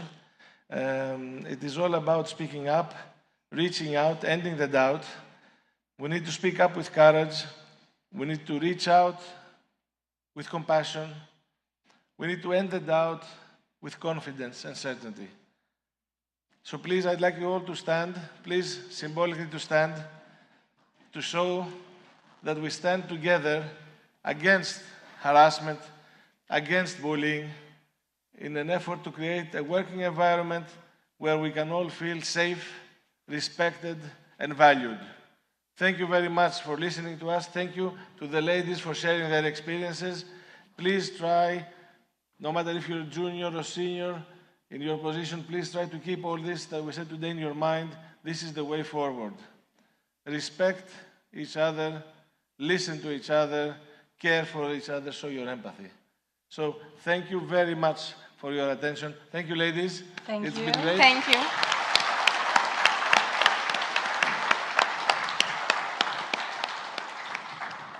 Please take a seat again. We will close this presentation because speaking up is important not only for all these things we said and our mental well-being and our safety and our communication, but it's also important for our physical well-being, for our health. So this is why I have recently introduced a service which is called telemedicine, which can help you have good results, better health on board, but of course it is a prerequisite that you speak up. So I would like to introduce Veronica from Telemedicine. She is here to say a few words about this program, but always keep in mind that without speaking up, we're not getting any results. So thank you very much. Thank you, Veronica. Thank you, guys. How do you have a clicker? This one is not. This advantage. Okay. Hello po. Good afternoon, everyone. Oh, for sure you're all hungry. So don't worry. This will be very quick, short, and sweet introduction of our services and our product. So it's a pleasure to be here. Thank you, Sir Anthony, that you invited Ideagen Triton to speak in front of you. So many of you is already familiar with Triton Ideagen. So do we have a captain here that uses our services, like the telehealth medicine? Do we have? Nothing? Okay. So later on, you will realize how it is important and what is the benefits of calling and using our services and the telehealth medicine. So before I start, I begin, allow myself to introduce to you. My name is Veronica Paderogao. So just like you, gentlemen, I'm a seafarer. So I worked 16 years as part of the medical team on board the cruise ship. So yun ang pagkakaiba natin. You are in the commercial, I'm in the passenger ship. But I know exactly what's going on with the seafarer, okay? So, and now I'm part of the Ideagen Triton as the Philippine coordinator. So, our company is Ideagen Triton, I keep on saying to you. So, we are one of the leading providers of maritime software and services. So, our services includes PEME management. We oversee seafarers' medical evaluation through a global network of clinics and perform secondary assessment to monitor chronic condition and wellness on board. The next services that we are offering as well is the onboard medical advice, which your company is giving you these services through our telehealth medicine. So we offer 24 hours remote medical advice for any health issues on board, whether it's simple skin disease or like real-time emergency. So we offer this anytime, anywhere, call us, okay? So just to make emphasis with you that our medical team in Ideagen Triton, the doctors and nurses are all seafarers. So we understand the challenges that you are going through. So don't hesitate to call the telehealth medicine, okay? And our team in the Ideagen Triton is also multilingual. Just like me, I speak Tagalog. If you want to speak with Bisaya, I speak Bisaya. We have doctors and nurses who speak Spanish, Italian, Chinese. We are multilingual. So the next services that we are offering is the shoreside case management.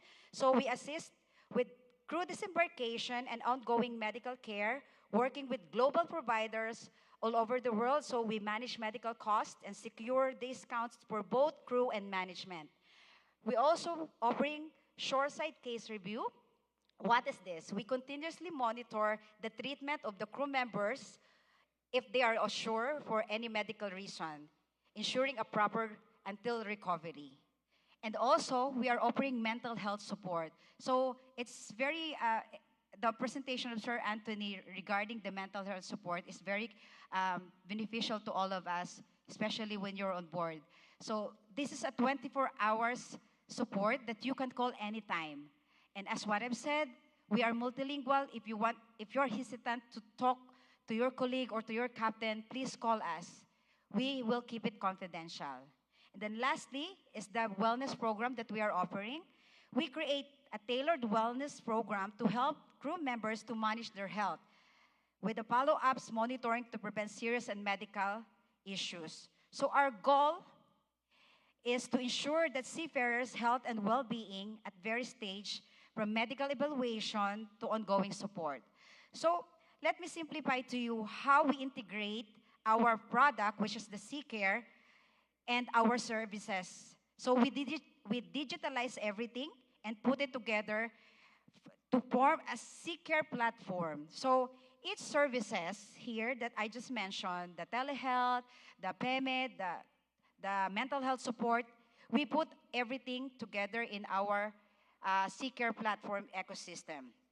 So just like here, as you can see, the PEME management, I know your company is not yet with our PEME management, but just want to show it to you that when a crew member uses the Sea Care application, and then our approved medical providers, they upload the medical PEME in our Sea Care providers portal. They are using as well our software. And together here is the Sea Care on board or the Sea Consult application, and the captain uses this application to contact the telehealth medicine. So you can either call us through video call or chat. So you can use our application for that. And everything is consolidated in the Sea Care operation, which can be assessed by the shoreside management tool. So by combining the Sea Care and our services into one digital platform, we make everything more accessible, efficient, and organized. So we truly understand the industry or the maritime industry challenges, and we have solution in place. Here's how we address some common issues, like, for example, fragmented communication. I keep on mentioning because we have a multilingual medical team in IDG and Triton, and our doctors and nurses, we are expert in different fields, so we get you covered for that. Our services, we will offer you is everything is in place. Medical emergency, why is so important that you call us right away, the telehealth medicine? It's obvious. Number one is because immediate expert advice. We are available 24 hours. If, for example, the application doesn't work because of the poor internet connection, call us through your satellite phone. You can directly talk to the nurse on duty or to the doctor on duty. You are not connected to the operator. Right away, you will talk to us. And another one advantage is the remote diagnosis for a quick management. Early intervention to avoid complication. And then what I said, if you're hesitant to talk or if you are more comfortable talking in Tagalog, you can request for a doctor or nurses who speak Tagalog. So practical guidance from a team experienced with maritime challenges, we have that in our team.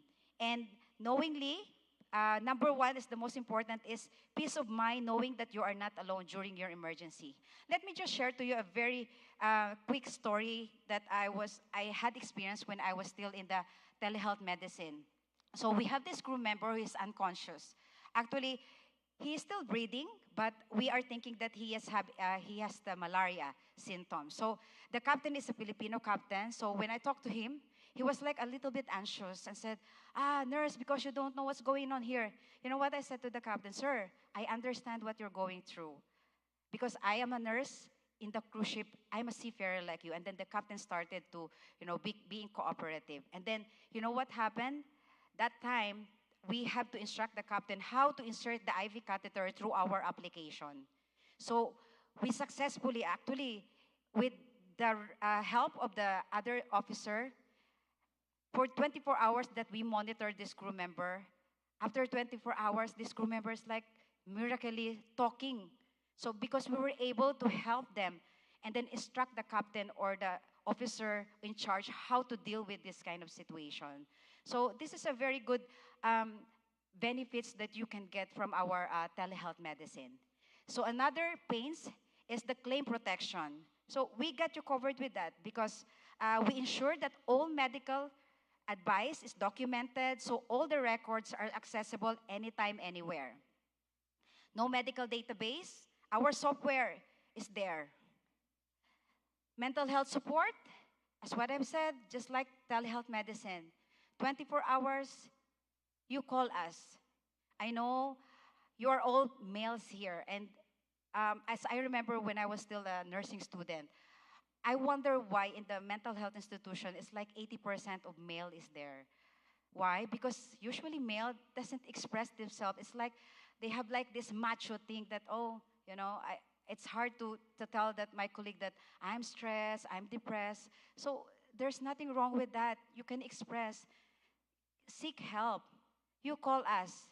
If you are more comfortable to talk in Bisaya, we will call a psychologist or a psychiatrist who talk in Bisaya or Tagalog. We get you covered with that. Our team is there for you. Lack of treatment approach. Our team provides individualized care, giving clear instruction for all medical condition. C-Care and our services are designed to make everything easier, faster, and more efficient for your team.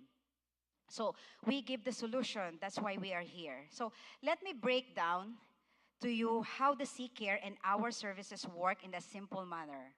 So if a crew member, example here, becomes ill or injured, the captain or the medical officer will enter the details in the C Consult app, so you can reach us through calling, video call, emails, but we encourage you to use the C Consult app.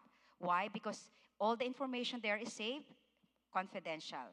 So our medical team will ask few more questions to gather all the necessary information. This is very crucial, Captain, that we only rely on the information that you are giving us the detail for us to be able to get the adequate diagnosis and the recommendation and the right treatment. So based on the information, our medical team will determine if the crew member needs a treatment on board or if needed for a shoreside referral. So if referral or disembarkation is needed, we will coordinate to our partners to ensure that the crew members get the care that they need. So since our partners also using the Seek Care application or our software, so they have direct access to the medical record. So it is allowing for a quick, efficient communication with the shoreside medical facilities. So our partners, we are in partners with Allianz. So they monitor the crew member when they are shoreside hospital and ensure proper care and the cost management. So all the information from the time that the crew member disembarked the ship until they go home for repatriation. So it is securely stored in our platform, in our C-Care. So we ensure that there's a compliance and privacy standard. So it's a good service, right? So this is the thing that we are offering you, and then we encourage you to use our software, especially for our captains and the medical officer who is on board the ship. So yeah, I think that's it. Thank you very much.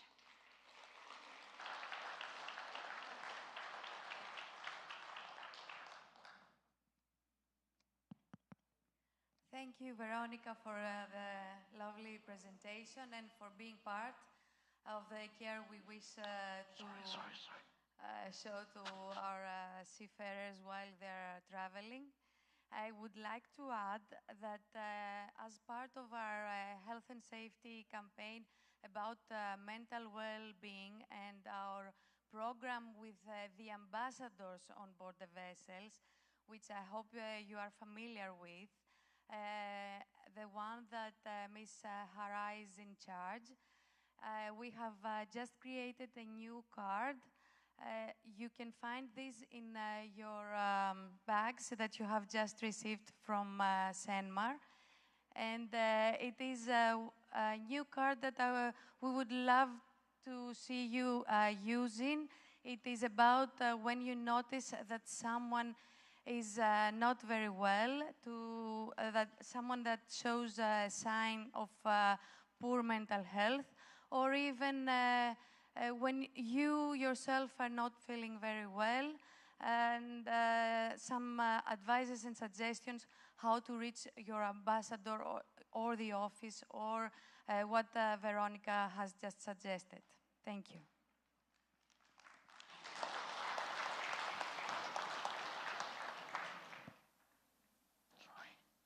Please feel free to use these services. We encourage you to do it. This is for you. And now we only have one presentation left before our lunch break. We are going to invite Captain Chong from Britannia P&I Club, who will talk about working at heights. Thank you. Hi guys, good morning. Magandang umaga. Kalimera. That's all I know how to speak Tagalog. So good morning. Some of you, we have met yesterday. My name is Captain Charles. So today I'm going to have a presentation on working at height. Yesterday we had a bit of more time. We did a bit of workshop. We shared some cases. Today we're just going to go through the theory part of it, and end of the day we're going to sum it up and then end it with a video that we can all can see. It's part of our initiative from the club to share with you some safety video that we'd like to promulgate and promote, so that all of us instill that the values of us. From the workshop yesterday, I'm sure everybody has already know that the company has already set up good SMS procedure. And also from yesterday, I guess everybody already know that I'm the stress ball guy. Oh, nobody gets that joke, is it? Okay, so who was here yesterday? Majority of you, right? So so we're gonna get on with the working at heights theory. Okay, so what constitutes of your company working at heights? Yesterday we discussed about this. So who's the fastest to respond to that? What's working at height minimum requirement for your company? What stated is in your SOP? 1.5. Raise your hand. All right. I see from there. Right, 1.5. So whatever that, whoever that has not joined yesterday, so your company has already agreed on 1.5 meters is your working at height. So from there, and then we actually shared some cases, and then we talk about complacency. That 1.5 meters, your company has already regulated that. But there are still people who take it as, in our cases that we share, 4.8 meters, they decided they do not have to wear safety harness. They do not have to do all the PPE risk assessment and all that. But on other cases that we went through, 9 meters and 17 meters, they went through all those risk assessment and all that. So the important part here is to instill that the procedure is already set up by your company. The PPE is already provided your company, right? So now next comes the next step of you implementing it on board the ship. Behavior, your skill set. What are the barriers? What are the controls that you are supposed to set in place? Okay, complacency is one of them. Okay, whether they wear harness or not, you as a senior here, you're supposed to guide the juniors as well. All right, share with them your experience. Right, and how about your company procedure about working over the sites? Are you allowed to work over the sites? Yes. Under what circumstances? Sorry? As long as the vessel is stopped and at anchor. Any other circumstances that requires you to work over the site? There are some other cases that you may need to work over the site, which is when you're rigging the gangway, right? Do you? So are you allowed to work over the site? Yeah, but there are some certain criteria your company also set up for you to work over the site, right? Okay, let's bear in mind that. So the idea is to revisit all this SOP in your company and revisit some of the safety practices, industrial practices that we're supposed to carry on and continue to do it. All right. The rest of it, I'm not going to go through here now. I'm going to go through it later on. I'm going to go through our Britannia statistic here. As you can see, these are some of the statistics that from the Britannia. Okay, if you look at the one with the dark blue graph, it shows that the claims numbers by count. Then on the lighter blue, you will see the claims number by value. Okay, of course, the stats shows you number of cargo claims is the highest, and second comes the crew. But as you can see, on the value side, the number of claims payment out because of crew injury is number one. So your life values a lot for us. We value your life a lot. Okay?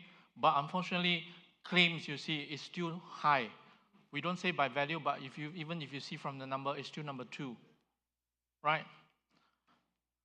Then we come and see another statistic that we got recently, which is from 2022, 2023, 2024. If you can see the darker green, that is 2022, there are 21 cases of 4 cases recorded. Of that, you see included 2 deaths. Right? So, but okay, I should reiterate, this is only the clubs, our clubs statistics, yeah? Okay, and 2023, there are 8 recorded 4 cases. All right? And 2024, of course, the number is going almost similar to 2023, but it has gone down from 2022. But if you can see from 2024, 8 recorded. Out of that, they are included of 4 deaths. So half the cases in 2024 included a death cases. Right? So you must imagine that all of us here are seamen, we go out to work, we need to come back safely. So that's our aim. Of course, we are there to earn money, but we want everyone, each one of you to come back safely. Okay, to your family, to your loved ones. Right? So try to put that in your mind. Okay, remind yourself every day when you do some work, please do it safely. All right. Initially, I wanted to do a Slido with you all to poll and see which department do you think that is the highest, has the highest record of injury cases. So we will split that into 3 actually. One is engine side, one is deck side. Of course, engine side will lump in the galley department into it. Then you have the engine. And the third department, which actually deal with from the club side, is the third party. Third party means you have all these technicians, service engineers, pilots, whoever that is not on board, contracted on board on your ship. Okay, not part of your ship's crew member. So third party injuries, so we encounter that a lot. But I'm mindful of the time, so I'm just going to go through it with you.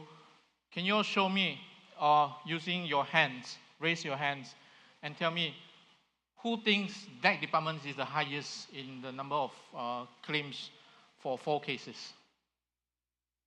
Higher, please. Oh, so deck department is so less. That means everybody think deck department is the safest?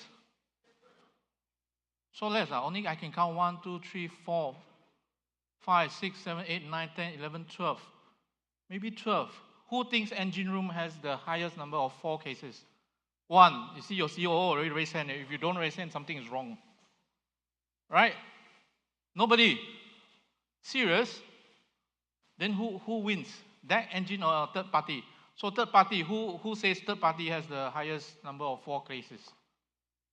Also nobody. There, your Ali has already raised her hands. So from our internal data that we get is actually deck side has the highest number of injuries, 4 injuries. Because due to the nature of your work, every day you have to climb certain heights and all, and your cargo work and all that. So you're involved in that. Of particular note is the ABs is the highest. Okay, then comes OS. And the engine room, we have the fitter and wiper. Okay, So these are some of the data that we would just like to put it across to you. Please put that in your mind, your nature of work when you are involved on the ratings here today, the ABs, OS. If you're here today, please bear in mind that the nature of your work, you involve a lot of climbing. And then that's why there are very high numbers of all these injury fall cases. All right? So falling from or working from height, the risks are that you have fall from height, falling of objects, safety equipment, failure, your scaffolding, structural instability, environment hazards when ship is rolling, improper access, makeshift, and fatigue and falling objects and all that. Right. So we all go through yesterday about this working at height, the potential hazards and all that. So our main motive is to use the risk assessment to eliminate or, if we can, make it as low as possible, mitigate the risk, okay, so that you can work safely. The company has already set up the risk assessment for you, okay, using SMS procedure, your permit to work, your lockout takeout, your PPE, your toolbox, and your crew training. Right, so these are the things that the company has already set up for you. But out of that, you see that the crew training and the toolbox meeting and those complacency still kicks in. So some of the things company set up for you, but you still need to practice it on board, right? Conduct inspection of the areas that you're working, focusing on the potential hazard, slippery surfaces, oily surfaces, uneven decking, unguarded stairs, opening, securing points, and safety equipment. So this assessment has to cover the whole total type, including the type of work, the duration, the environment, and the equipment needed. Okay, but from, you can see on the right-hand side of your checklist there, who can tell me how long is your permit to work valid for? How many hours? 8 hours. 8 hours? Ali, do you agree to that? Is it 8 hours? You see, the permit is valid for a normal working day, not to exceed 12 hours, right? Right. So mindful of that. When you go do your permit to work, make sure that you know your permit to work is only valid for this day. The next day, if you don't come back again, do the same work, although it's the same work, but you still need to do your permit to work. Circumstances may change. All right. Conduct your toolbox meeting. Ensure that people are there, especially the senior is there to supervise the junior when they are doing out this work. Make sure the workload is not too much. Make sure that the safety drills are focused on training the crew on their behavior. Okay. The company has already developed a PPE matrix and also how to don a safety harness. That is there. Try to train your crew. You hear 100 over people here today, you bring back to your ships. And then you can train the rest of your crew on board the ship. Right? Important thing is, I totally agree with this morning's sessions. Okay? The culture is there. Speak up. Okay? The toolbox is already provided for you. But you are supposed to speak up. If you see something is wrong, like what we shared yesterday, the complacency, the bosun actually helped the AB with the ladder to climb up, although that he knows that it is wrong to do so, but he did not stop. Okay? But the company has empowered each one of you, regardless of your rank here. Remember this, your company empower you to do a stop work obligation. So anybody here on the floor, you see something is not safe, you go out there, you let them know that this is not safe, stop the work. Okay, this is what you need to put into your mindset now. All right? If you can, designate some experienced crew to become the so-called safety officer to go around and check and see if there's any unsafe. Right? There is this safety 1, safety 2 culture where we have come across in the industrial practice, where safety 1 is traditionally what we have been doing in the marine field.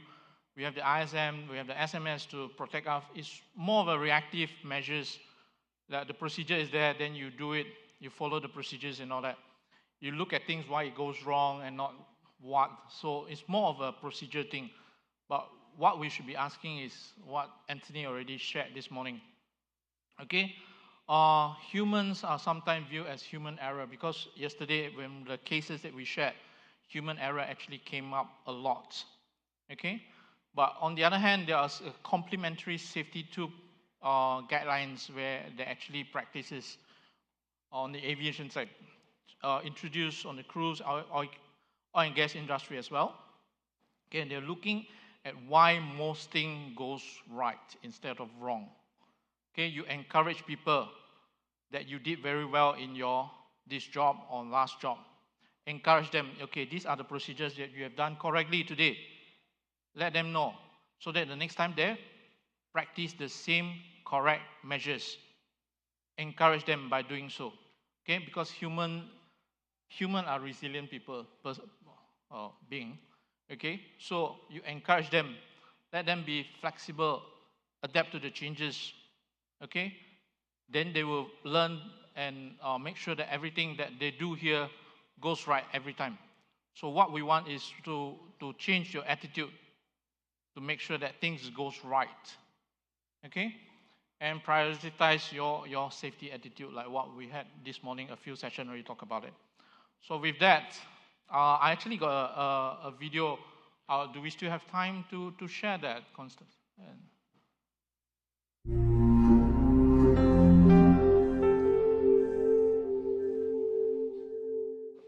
Be Safe is a proactive safety campaign for seafarers. This video aims to raise awareness of safety issues for crew members working at height. Working at height is defined as working in any location where there's a risk of falling. There are a number of different tasks undertaken on a vessel that fit this description. They include working on ladders, in tanks or void spaces, alongside an unguarded opening, overboard, from scaffolding, on cranes, or up masts. Work at height should only be carried out if there are no reasonably practicable alternatives. If working at height is necessary, the work must be properly planned, supervised, and executed safely. The planning stage should include a risk assessment, which should be conducted by a competent person who understands the work being assessed. Ideally, the seafarers who will be doing the work should be involved in this assessment. The first step in the risk assessment process is to identify hazards and their likelihood and severity, with particular attention to the following: unsuitable weather conditions, unguarded openings, hazards in the vicinity of the work location, working at height with tools and the danger to personnel below, the incorrect use of equipment such as ladders and mobile scaffolding towers, other hazards requiring management, for example, enclosed space entry or working overboard. Once the potential hazards have been identified, the risks should be evaluated and suitable control measures implemented. These control measures may include placing permanent or temporary guards around any openings, ensuring the work area has adequate lighting, isolating potentially injurious equipment, securing all tools when aloft, and isolating the deck area below the work area, using properly checked, certified, and secured equipment, ensuring that all required PPE is worn and safety harnesses are correctly fitted and tightened in all directions. Once the risk assessment process is finished, a permit to work should also be completed by the person in charge. On completion of the permit to work, and before starting the task, a toolbox talk should be held with all personnel involved. This should cover the contents of the risk assessment and the procedures for the upcoming job. Working at height on board a vessel can be a dangerous task. However, by following safety procedures and working together effectively, we can reduce the risk of accidents and injuries. Implementing control measures, such as those highlighted in this video, can make all the difference when it comes to working safely at height. For further information on this or any marine safety or risk-related topic, please email lossprevention@tyndallriley.com. So that's a bit of promotion for our club. But with that, I'm going to sum it all. The video also summed it all already. But for me, personally, as a seafarer, I would like to say two things. One is human. Okay? Always teach and instill that the mindset is there. The other thing is, you already learned today from this very beneficial forum. Go back there and change the culture on board. Let everybody speak up more. All right? Thank you. Thank you, everybody.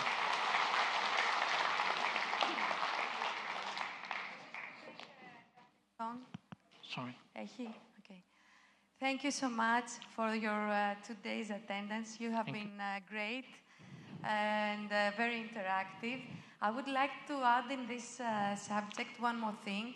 A rideship requirement.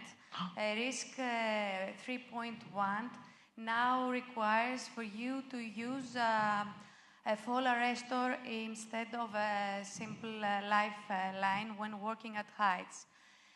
This is something that we didn't agree initially, but they kept coming with observations during the rideship inspections. So we need to comply with this requirement. However, I want to tell you that it is not an obligation to use the fall arrestor if you do not feel comfortable with it, if it is not well maintained. If you believe anything will go wrong with it, please leave it aside. But if you are going to use it, make sure it is in a good shape and very well maintained. We will be distributing the fall arrestors to all the vessels gradually. Thank you. Thank you. Thank you.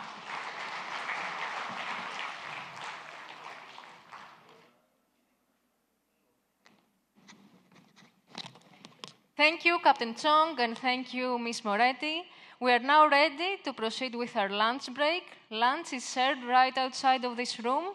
Please enjoy, and please be back to continue at 13:45.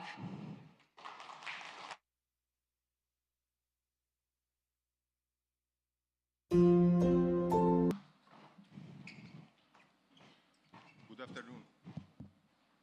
Good afternoon, ladies and gentlemen, and welcome to CENMAR Manila Forum. My name is Apostolos Moraris, and I have been working in the company as a purchasing officer for 28 years. Today, we will talk about the importance of the ordering and provision management system and how it can be effectively introduced and implemented on board. Ships provision supply is a critical aspect of maritime operations which requires careful planning, coordination, and execution. Ships provisions, often offered too simply as provisions, cover a wide range of consumable goods and supplies necessary for sustaining life on board and ensuring the safe operation of a vessel. Over the past few years, provisions management has evolved into an important procedure in the sector. Efficient handling ensures not only minimization of cost, but also the supply of sufficient and healthy provisions on board. After all, complete and balanced diet is the key for the crew's well-being. Make sure you always keep track of the quantity and type of provisions on board. Please update your inventory regularly to ensure accuracy. These procedures will assist in the reporting of provisions usage, inventory levels, and any issues or concerns to ship management. You should create provisioning plan based on the ship's itinerary, including the duration of each voyage, the number of crew members, or additional technicians, service engineers on board, and any special requirement, for example, dietary needs, calling certain ports where Port Authority have certain requests. It will be easier and more efficient if one requisition under each code is created, apart from the chemicals.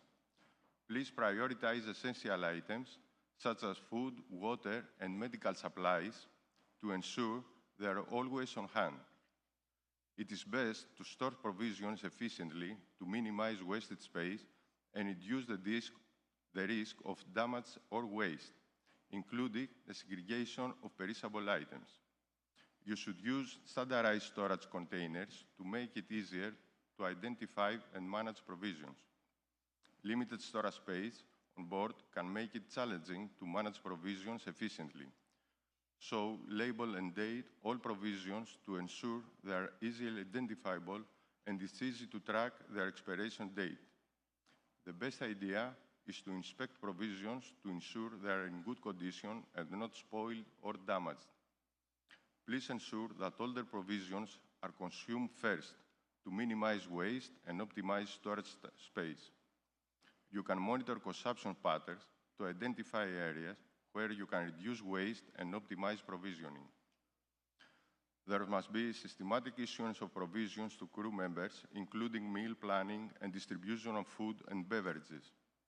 If the weekly menu is available, then will be better planning for ordering and providing a well-balanced nutritional meal.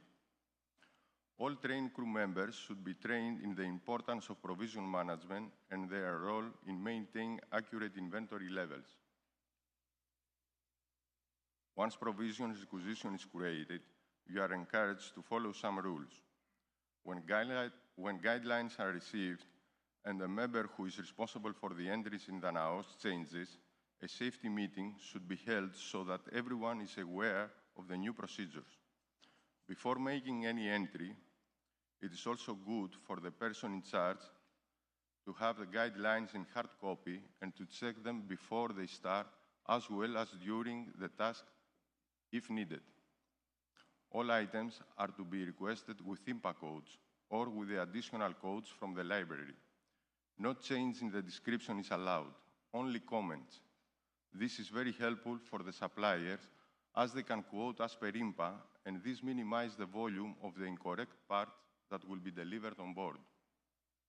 In 3 months requisitions, please request quantities sufficient for the vessel 3 months needs, so that additional requisitions are avoided as far as possible. Requisitions need to be raised on time, not on one day before reaching the port.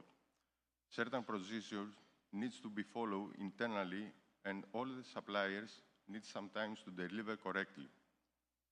Please create accurate requisitions with ROB and other quantities checked, requesting exactly what is needed.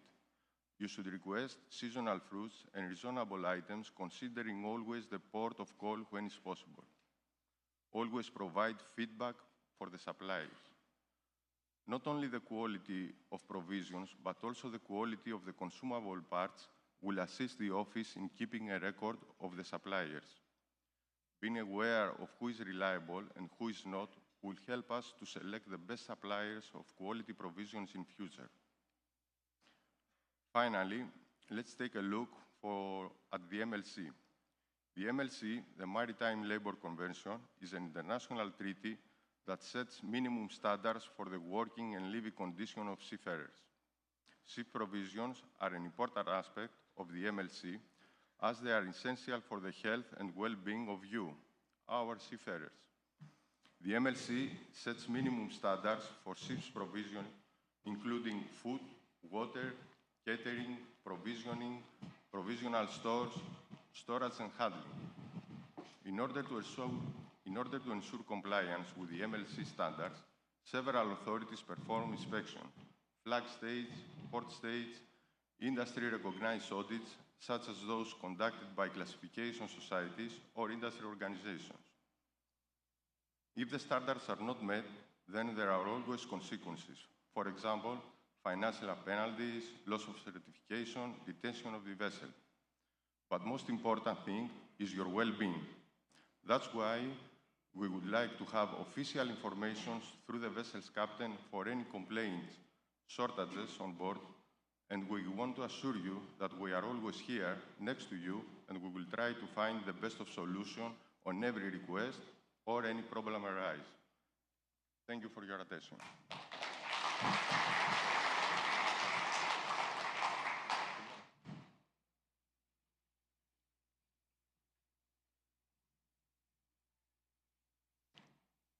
Thank you very much, Apostolos, for your presentation. And now we will remain at the same topic. So I will invite Halcyon nutritionist on the stage, who will talk about proper nutrition and cultural fit for the provisions on board.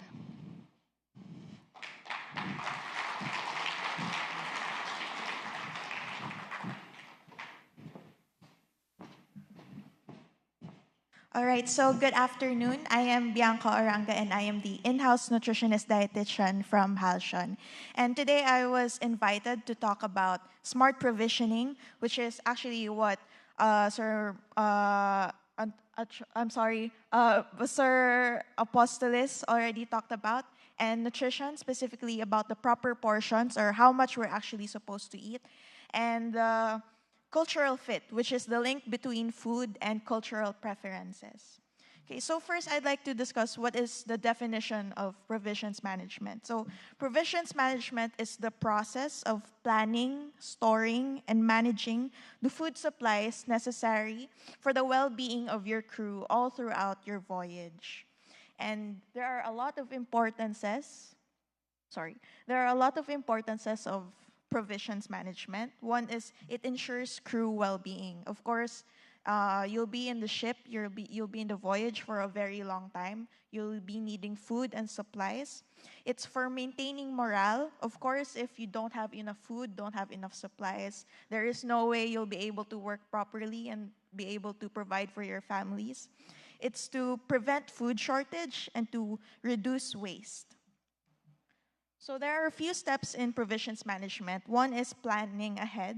And to plan ahead, you need to forecast needs. The way to forecast needs is you need to know the numbers of your crew members, the duration of your voyage, and the dietary needs of your crew members. Next is you need to have a contingency stock. So you always need to have extra supplies for emergency. For example, your voyage is for 30 days. It's not necessary, or it should not be that your food only lasts for 30 days. You need to have a contingency, let's say about 40 days of extra stock. And you need contingency like dried foods or canned foods and dried staples.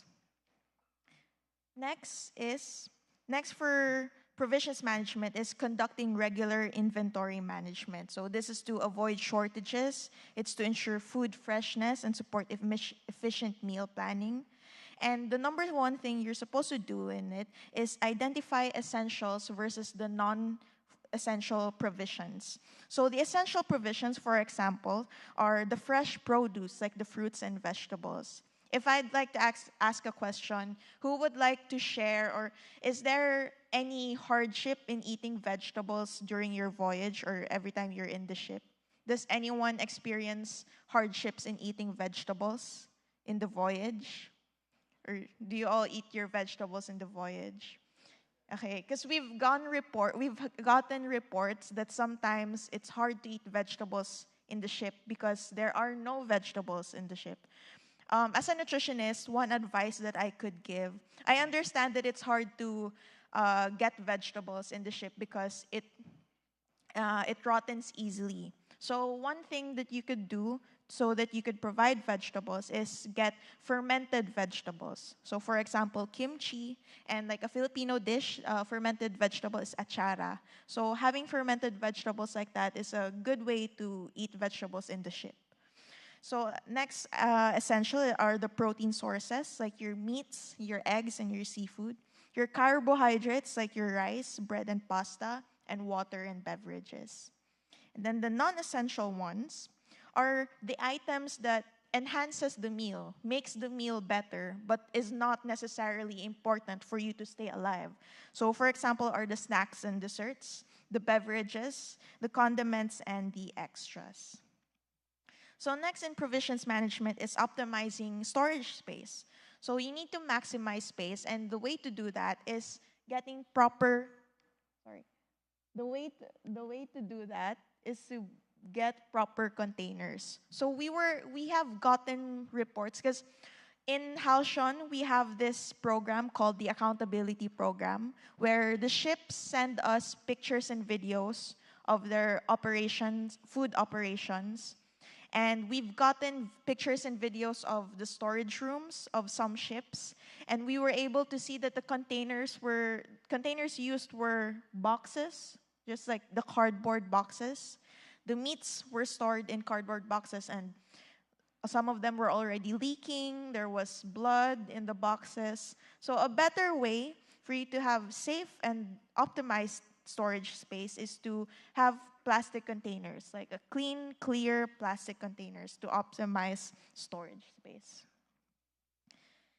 Next in optimizing storage space is knowing your perishable and non-perishable items. So perishable are the ones that have shorter life, and they require proper storage like refrigeration. And the non-perishable items are the ones that have much longer shelf life, and they can extend even without refrigeration. So the perishables are the fruits and vegetables. And again, talking about vegetables, if the problem is you can't have vegetables because it rottens easily, you can have fermented vegetables. You have your dairy products, your meats and proteins, your freshly baked items, and prepared meals and fresh juices. For non-perishables, you have your canned goods, your dried grains and legumes, your dried and dehydrated fruits, snacks and baked goods, seasonings and condiments, and your packaged ready-to-eat foods. Right. So next is having proper ventilation. So of course, if you're using cardboard boxes, you won't be able to have proper ventilation in your storage rooms. So you need to use cool, dry places for storage. Separate ethylene-producing and ethylene-sensitive produce. So for example, of ethylene-producing produce is potatoes. And ethylene-sensitive produce are green leafy vegetables. So you need to separate potatoes from your green leafy vegetables. And refrigerate when necessary. Then next for provisions management is labeling and dating all provisions. So every time you store your food, there needs to be a label of when your food was stored and when the expiration date is. Next is implement FIFO system, which stands for first in, first out. So whatever the first food that was stored should be the last one, should be the first one that should be consumed. Okay. And next is keeping track of what items that are used most often and what are wasted. So for that, you need to monitor consumption patterns, and a way to monitor consumption patterns is here. I've given a simple format. So you need to put your date, your provision item, your beginning inventory, meaning how much, for example, apples, how many apples were there in the beginning of the voyage, the amount consumed, how many apples were eaten during the voyage, the ending inventory, how many apples were left during the voyage, and whether you need to restock it or not, and simple notes, whether they were spoiled or they were still fresh.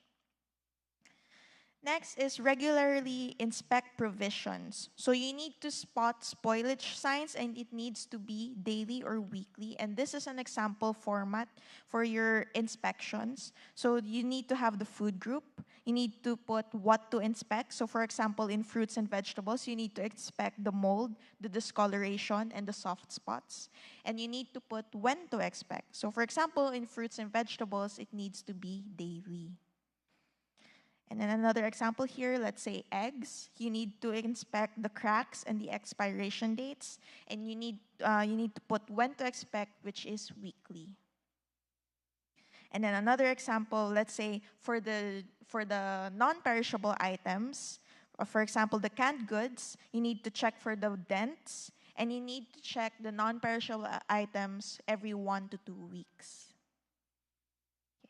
Now for the temperature, so refrigerators need to be below 40 degrees Fahrenheit, and freezers need to be below 0 degrees Fahrenheit. They also need to be clean, so always look for spills. Always check if there are spills coming out, especially if you're using cardboard boxes, so always use clear plastic containers. Okay. So this is a summary. For example, the perishable items should be checked daily. So the leafy greens, the berries, the breads, and eggs should be checked every 2 to 3 days. The semi-perishable items need to check weekly. And the non-perishable items need to check 1 to 2 weeks. So last in the provisions management is the training of your crew members. So there needs to be training happening every 6 months. But every time you have a new crew member, you need to conduct training. And the things that you should be training about are the FIFO system, the proper food handling, labeling, and portion control. And then next, to discuss portion control, here we have is the Pinggang Pinoy. So here is the classic visualization for Filipinos on what Filipinos are supposed to eat every day or how their plates are supposed to look like. So this is an example of what it should look like. So for example, we have the 3 macronutrients, the carbohydrates, protein, and fat. So you can see the carbohydrates in here in the photos are the rice. And there is 1.5 cups of rice, so that's the portion. For the other examples of carbohydrates, these are 1 serving. So 1 serving is equal to, for whole grains, it's 1.5 cup. For starchy vegetables, it's also 1.5 cups. And for fruits, 1 medium size or 1 cup if it's a big fruit and you need to chop it to 1 cup.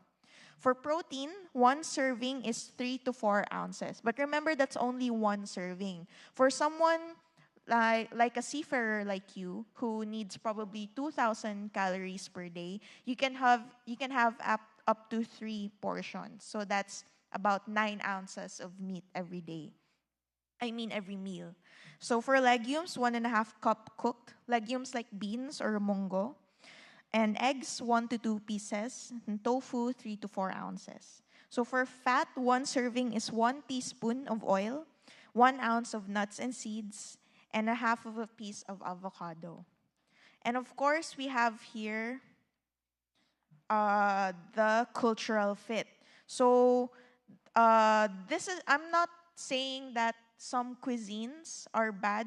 Actually, there are no cuisines that is bad. So maybe you've heard somewhere before that Filipino food is bad because it's full of oil, or Chinese food is bad because it's full of sodium, or American food is bad because it's full of oil. That's not true. So the only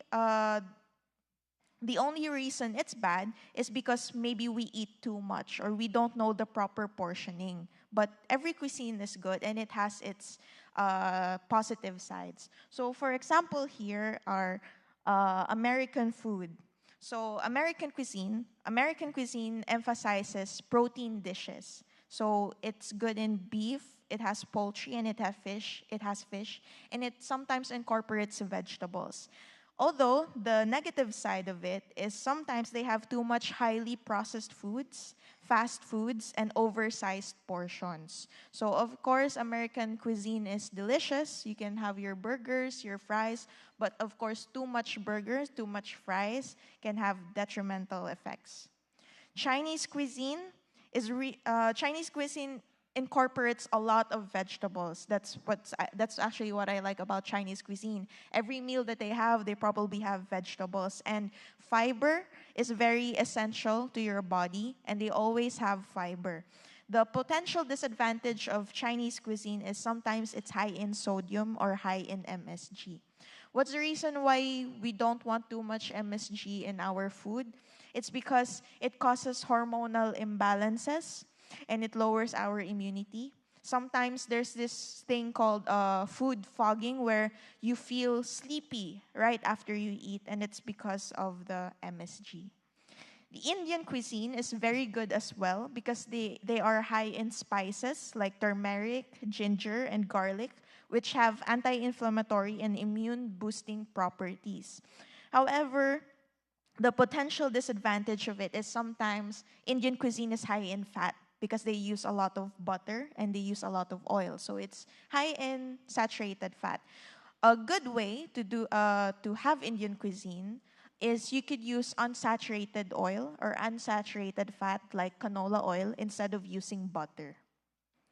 And then the Middle Eastern cuisine is very good as well because just like Chinese cuisine, it's very high in vegetables, it's high in fiber. But the potential disadvantage is it has too much saturated fat. Why? Because it has a lot of animal-derived foods like the meats, lamb, and also their portion sizes are very calorie dense. So that's the possible disadvantage of Middle Eastern cuisine. So thank you so much for listening, and I hope you've learned something from the 15-minute talk. Thank you.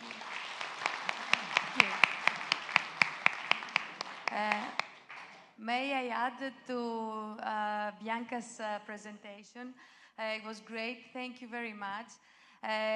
Bianca works for Halcyon, and all these complicated issues that she has described about provision management are part of a program that we have already applied on a couple of vessels. So in case at some point you find that you are struggling with provision management on board for any reason, please contact us, and we can arrange for this 1-month program, which is very effective for your vessel at any moment. Thank you so much.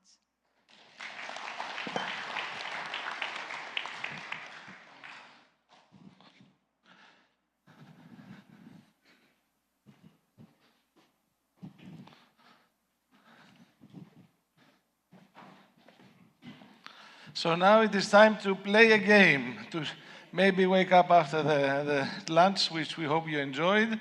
And we will need you to take out your phones, the phones that thankfully were silenced. And we will invite you to use these phones to scan what will just show up on the screen. Scan this QR code. We'll leave it there for a couple of minutes so everybody can scan it. It is a game where you will be able to answer questions. Some interesting questions, some difficult, some hard ones, some easy ones. So everybody who participates and answers a question, they will get a score. This score depends, of course, if you get the question, if you get the answer right, but also it depends on the speed with which you answer. So you need to be alert. And at the end of the day, our top 10 winners will receive an amazing prize. I don't know how amazing it is, but I'm just saying it, amazing prize. That our ladies in CENMAR have selected. So please log on. I see we have 11, 15, 16. We'll wait for a moment until everybody manages to log on to the link.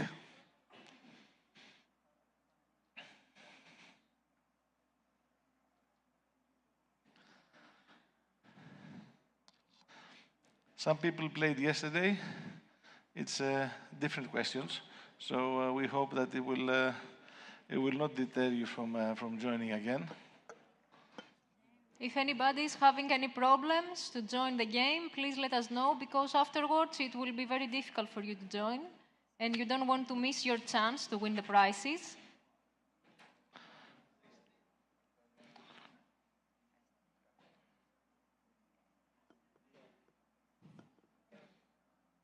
Very well, we can see that the number of players is increasing.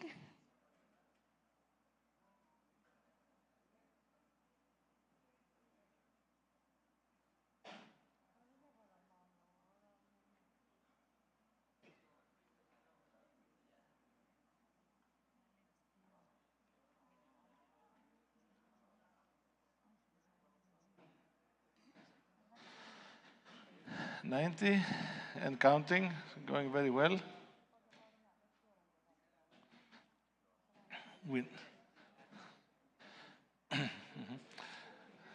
We know from yesterday that Captain Chong is very eager to get a prize, so we expect his participation also today.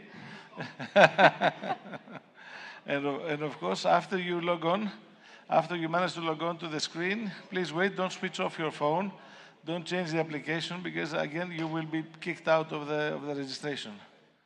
So we passed the 100 mark, 104. Still wait for a bit longer. Everybody okay? If anybody has a problem, please raise your hand and we will try to assist you. I don't see any raised hands, but still people are coming. 108.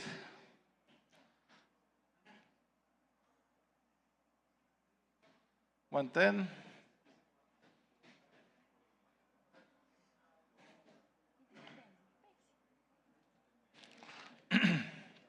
I repeat, don't switch to any other application while you have this application that is on, because then it might kick you out and you have to log in again. And of course, after the game starts, there is no opportunity to log in. Is there anybody who needs more time to log into the game? Are we all ready? Maybe give you another 30 seconds. There are about 20 people missing.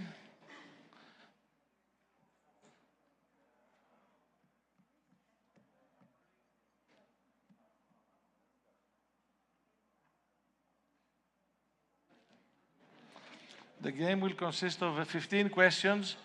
Every question is a multiple choice question, so you have 4 options, A, B, C, or D.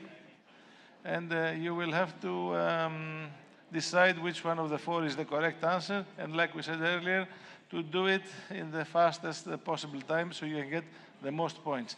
After every question, we will be getting a look at the leaderboard, at the scoreboard, and we will be seeing the first 10 names or so. So we're up 100 to 127. I see Andreas is helping somebody. Very well. If you are unable to scan the QR code for any reason, you can just type in the address that you see, https://play.triviamaker.com, and then type it in by hand, and then put the code number.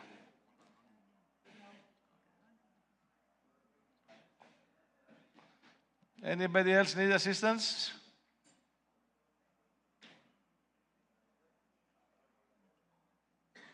We see some people still trying to log in, so we will wait a few moments.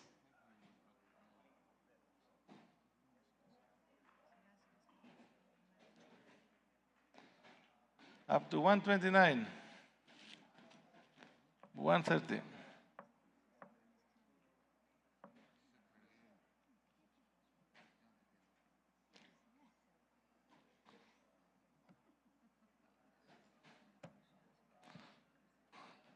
$134.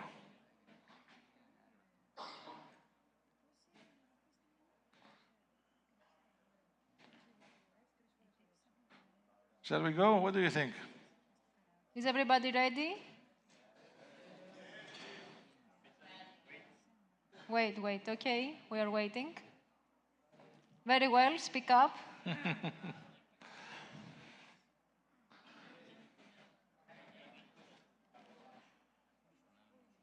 136. Jerick Bond. Any relationship to James Bond? No, just the same name.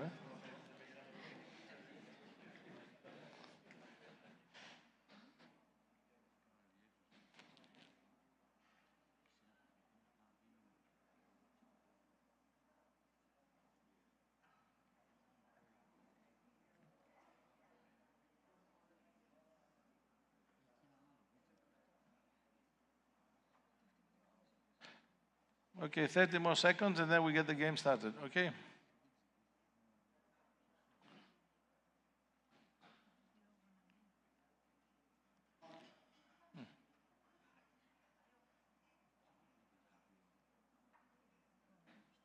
Oh, 139. Okay.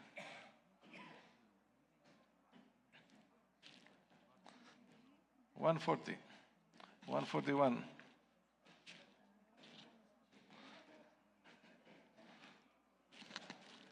So, Costa, whenever you're ready, let the games begin. Watch your screens. The same thing you see up here, you're going to see on your mobile phone, but be fast with your mobile phone. Which is the most important rank on board?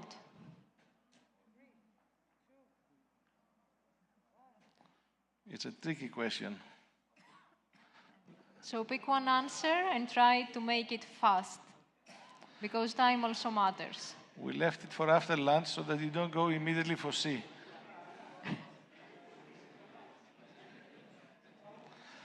With this question, is the first question, we allow you 45 seconds so you can get used to the game. The other questions are going to be faster, so be alert.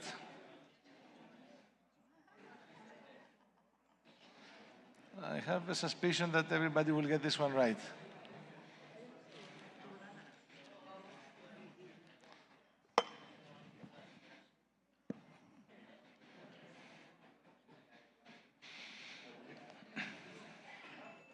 And the right answer is all ranks are equally important because we are all links in the same chain. Let's see how we did. And the leaderboard is clear, so many people are tied because it depends all on the speed. So everybody may have got it right, but the speed is important. What is the backbone of the ship called?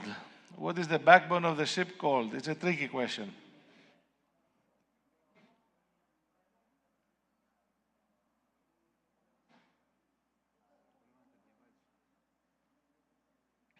Is it the bilge keel, the back keel, the flat plane keel, or just the keel?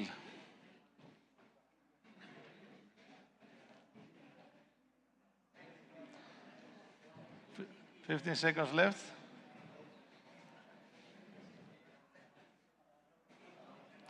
Get your answers in. If you can't decide, pick one by chance. The correct answer is D, the keel. Things are starting to clear up a little bit at the top.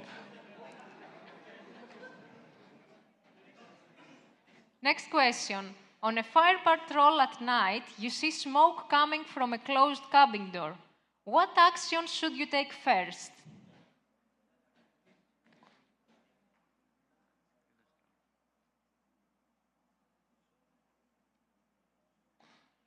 It's a very important question, and I hope that you will all get it right, because sometimes your life may depend on it.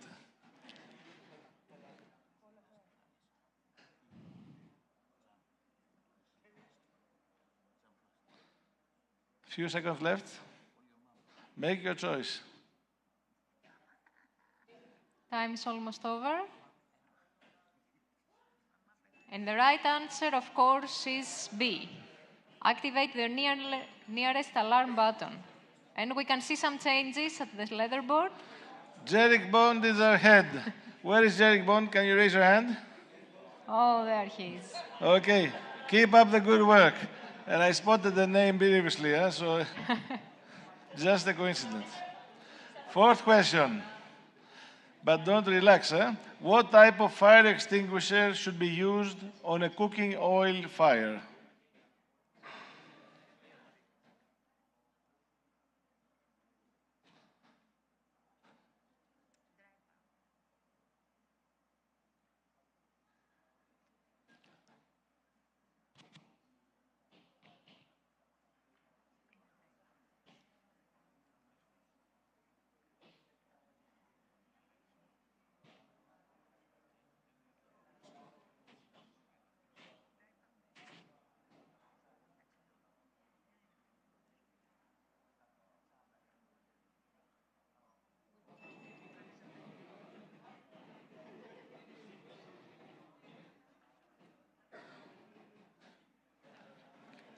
A new leader now, Kevin Gavino. Let's go for the next question.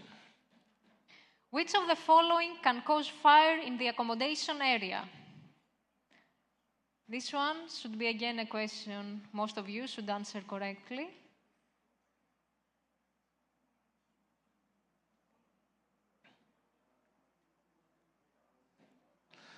I have a feeling that when it's all of the above, I have a feeling that sometimes this is the right answer, but I don't know.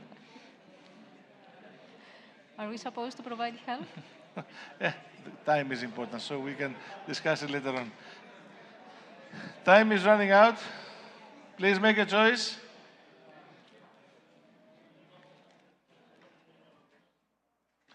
All of the above. What a surprise. We should be aware of all of these. And remember that the scores change very fast. So it is still your chance if you are lower.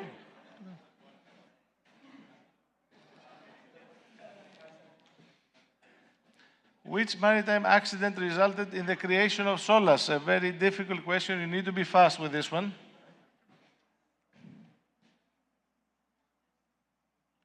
Exxon Valdez, Titanic, Amoco Cadiz, Prestige.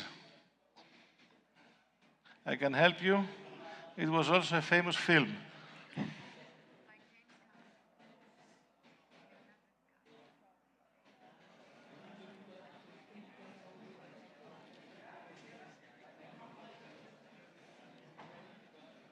Time's almost up. Is there anybody who doesn't know the answer?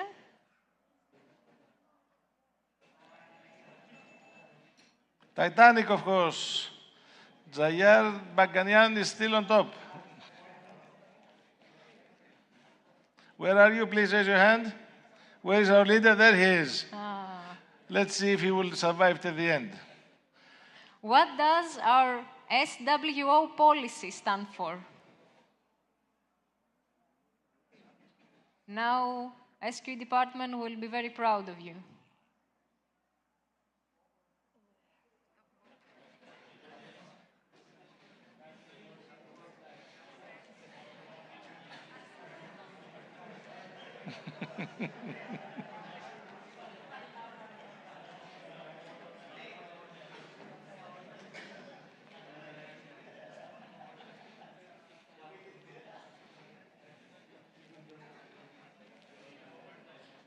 I guess most of you got it right.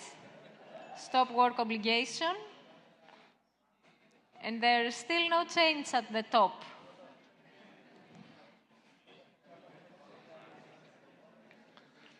What does the commonly used acronym SOS stand for?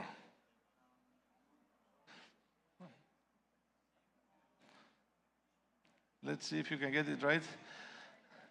I think we are old enough not to have any ex-radio officers among us, but you should know it.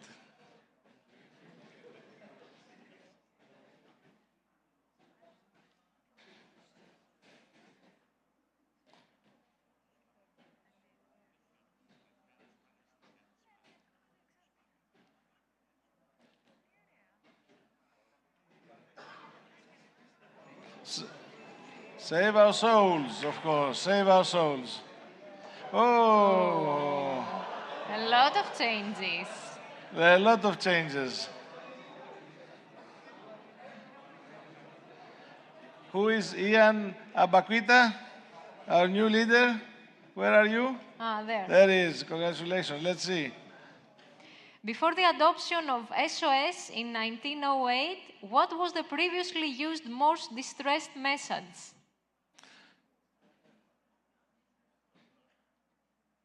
This is a little bit of history of maritime. It's a tricky one. Do your best. I think we may see a rearrangement of the board again.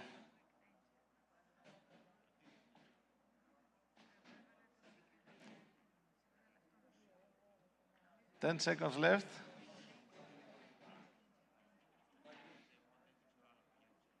Make your choice.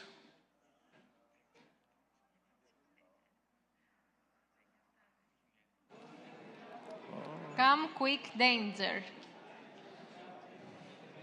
Oh, everyone knows Captain Rommel Reyes. This was introduced in 1908. I didn't realize, Rommel, you were so old. What can I say? What is the device that is used to lower the lifeboats into the water called?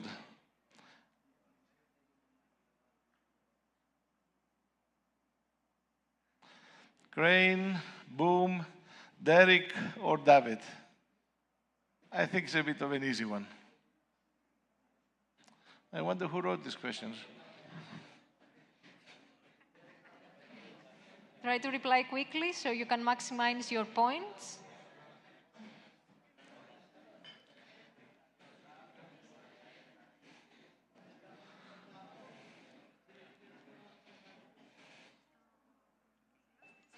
It's a davit, of course. Still, Captain Rommel leads the Captain Rommel game. has a comfortable lead. But what is the main ingredient in the Greek food moussaka? This is to give a boost to the chief cooks here. Let's see if you can get it right.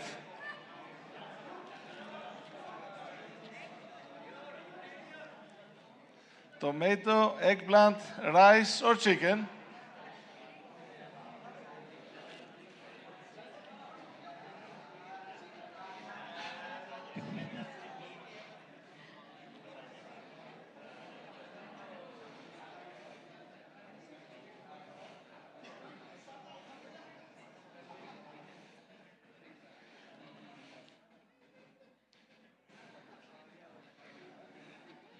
And of course, it is eggplant.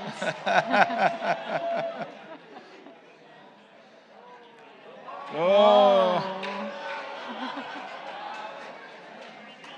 Rommel, you knew that as well. I mean, okay, we know about your other skills, but cooking as well.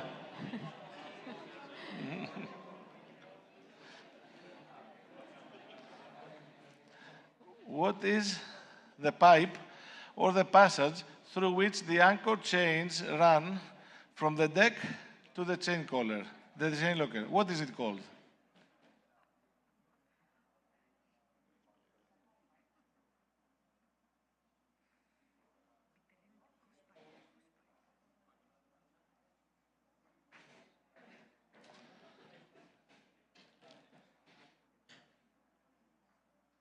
Maybe the deck crew has a bit of advantage in this question.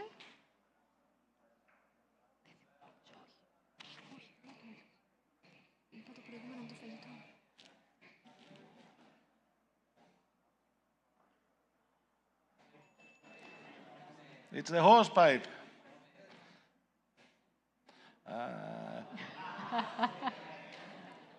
Jerick Bond is mounting a comeback, I see. Okay.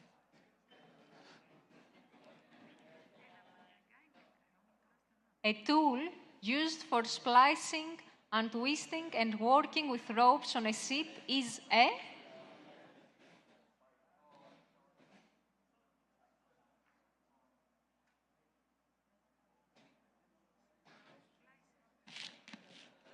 Let's see if the deckhands can get an advantage here.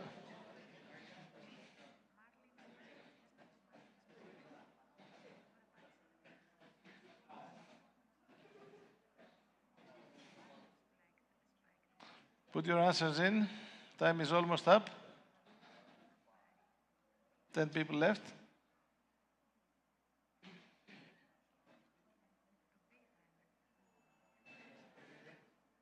B was the correct answer, the marlin spike.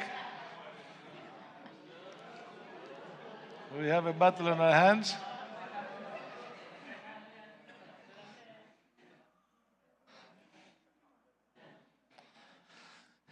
This machinery is used to facilitate the transfer of heat between different fluids, such as the changing waste heat from engine wood waters with seawater. You need to be quick with this one. We press both buttons at the same time, but what can I say? Error is normal. What can we do?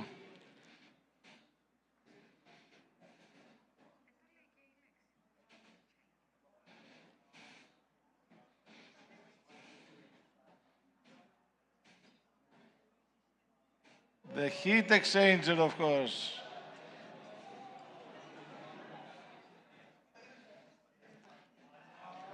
Oh, Rommel, so you go down to the engine room as well, eh?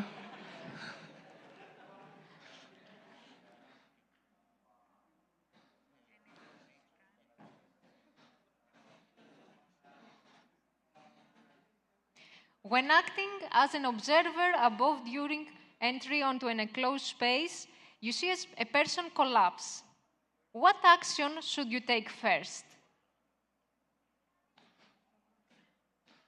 I think this is the last question, so do your best.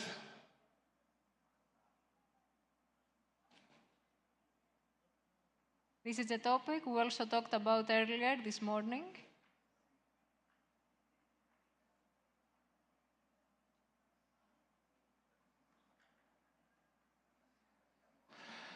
It is amazing how many people have lost their lives because they didn't follow the correct procedure in such a situation.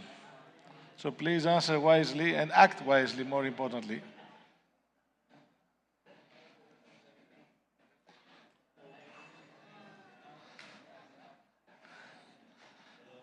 And that, I think, is the end of the game. Correct? Let us see. We have a winner. But also, we have 10 winners, so we have 10 prizes. So we'll ask each of you to stand up. Rommel, please do the honor. Stand up, stay at your seat. And then I will read the other names as well as I can. Panagiotis, you can help me. Jayar Baganyan, please stand up. Maybe you were discussing between you. I don't know. This is a bit strange. Jonathan Castro. Jonathan Castro. Please stand up. And please stay up, stay up, stay up. Jose Marie Gutierrez. There. Thank you. Stand Please up, remain wait there. Stand. No, stay there at your place. Gales. Ella Glenn, we have a bit of collaboration there. Rommel Dassis. Please stand up. Yes. Stay there. JP Pineda. JP Pineda, where are you? Okay, stay there. Jerick Bond. Marionito Galve, please stand up. Please stand up. And we have some people from yesterday also, Panagiotis. I think one more person here we have to acknowledge. 4 και 4, 8, 9, άλλος ένας είναι. One more is Papa Gibbs Ganza. Papa Gibbs Ganza, please stand up. Everybody stand up, stay up, because our friends from CENMAR will give you the prize now. Παναγιώτη, μίλησέ μου, θα τα πω εγώ, ακούω.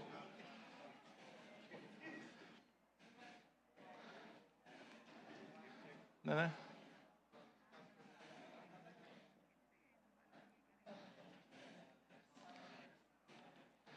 Jonathan Castro is yesterday and today. Δεν έπαιρνα τα ξελίδα. Yesterday and today, correct?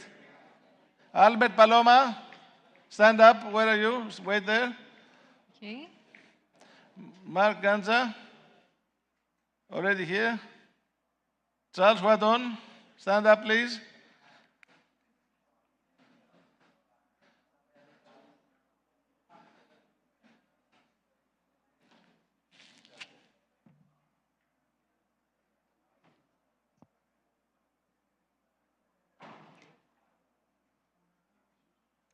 We will make sure that everybody who was at the first places yesterday and today will get their prizes.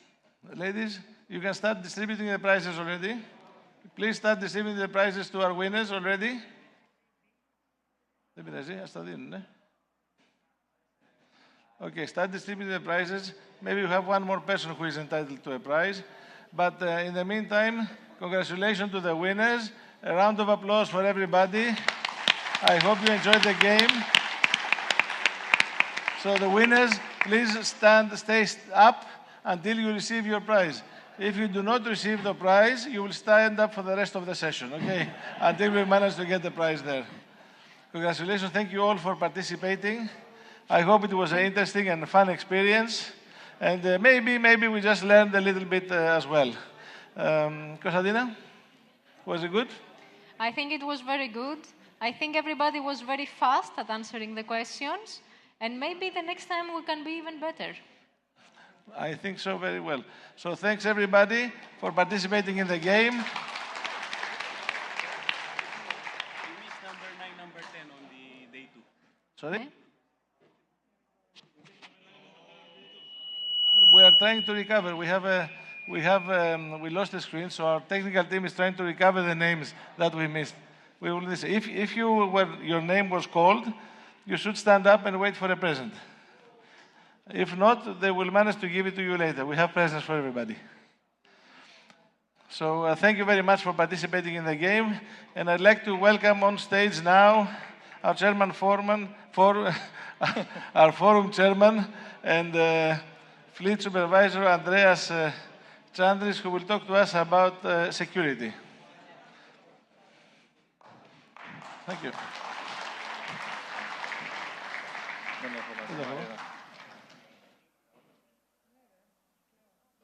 Hi, everyone. Again, well done for the great game that you had just a while ago, and well done to the winners and everyone for participating. I think that it was fun, and maybe we can try that again at some point. So I'm here to have a chat for not only about safety that we always discuss, but also security, which is affecting your safety.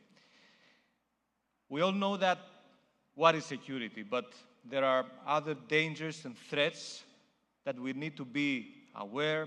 We need to follow our procedures. We need to make all the due diligence checks that is usually in our procedures, but we miss out sometimes. You see, the threats that you are facing right now on board are more or less what we see in the pictures. Mainly, I can say that even the gangway access is a threat, and we will discuss about that in a while. You are pretty much aware about the threats of political and regional conflicts that we have in the areas in the Red Sea right now, and sometime in Indian Ocean as well. Of course, you are aware that from our side, we are in very close contact with the EU Navy and the US Navy for that transits, always taking the precautions that we need and pass without any problems. We have piracy all over the world. Many places are expanding every now and then. Robbery and petty thefts. We have stowaways and smuggling, narcotics.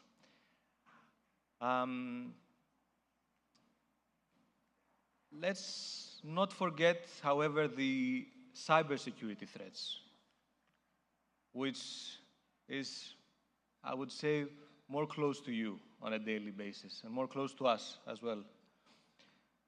So phishing emails, don't give up your passwords easily. Free stuff are usually not free. And avoid public Wi-Fis if you are not sure about what's going on. Not this one, but you know.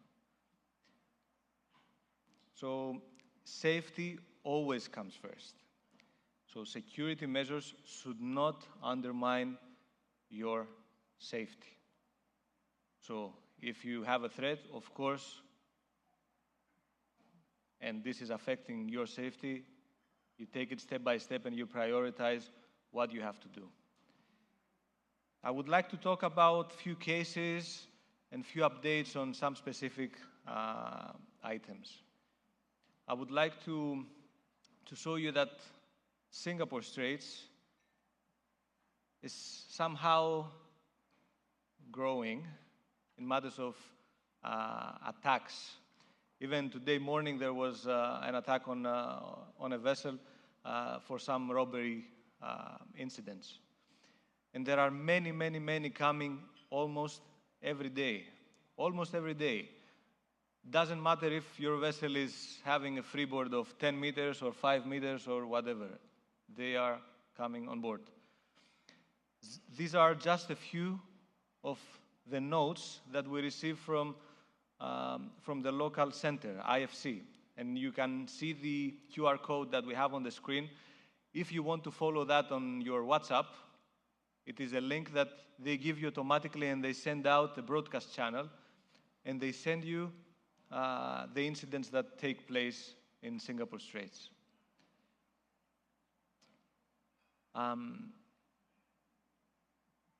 Of course,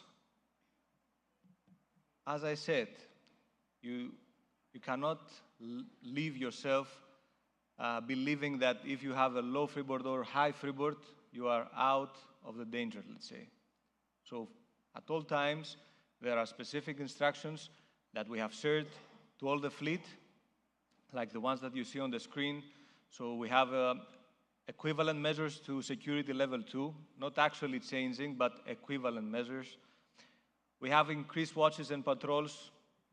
We have 2 layers of razor wire on poop deck, okay, in laden condition vessels, and reporting to the fusion center as per the chart. So these are measures for all vessels from now on. Something else, something that I touch every time I go on board. And to be honest, there are more than one times that we would prefer that we have a better approach on that, on board the vessels. The gangway. Of course, you know how strict the inspectors are when they come on board. So the port state immediately starts by checking your gangway, checking how good you are at their checking, their security check. Who are you? Yes, please.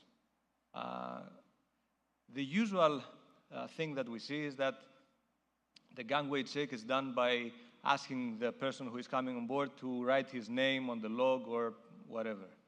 This is not the proper approach. The proper approach is for you to take the ID and check that the guy who is coming on board is actually the one that is coming on, who says. So you can check a business card as well. You can ask the ID, of course. This is the most important thing. And we follow the instructions of VSEC 05 that we have in our security plan to follow that. Mostly for Southeast Asia, as well as South and Central American ports, this is hugely important. To prevent intruders and unwanted visitors.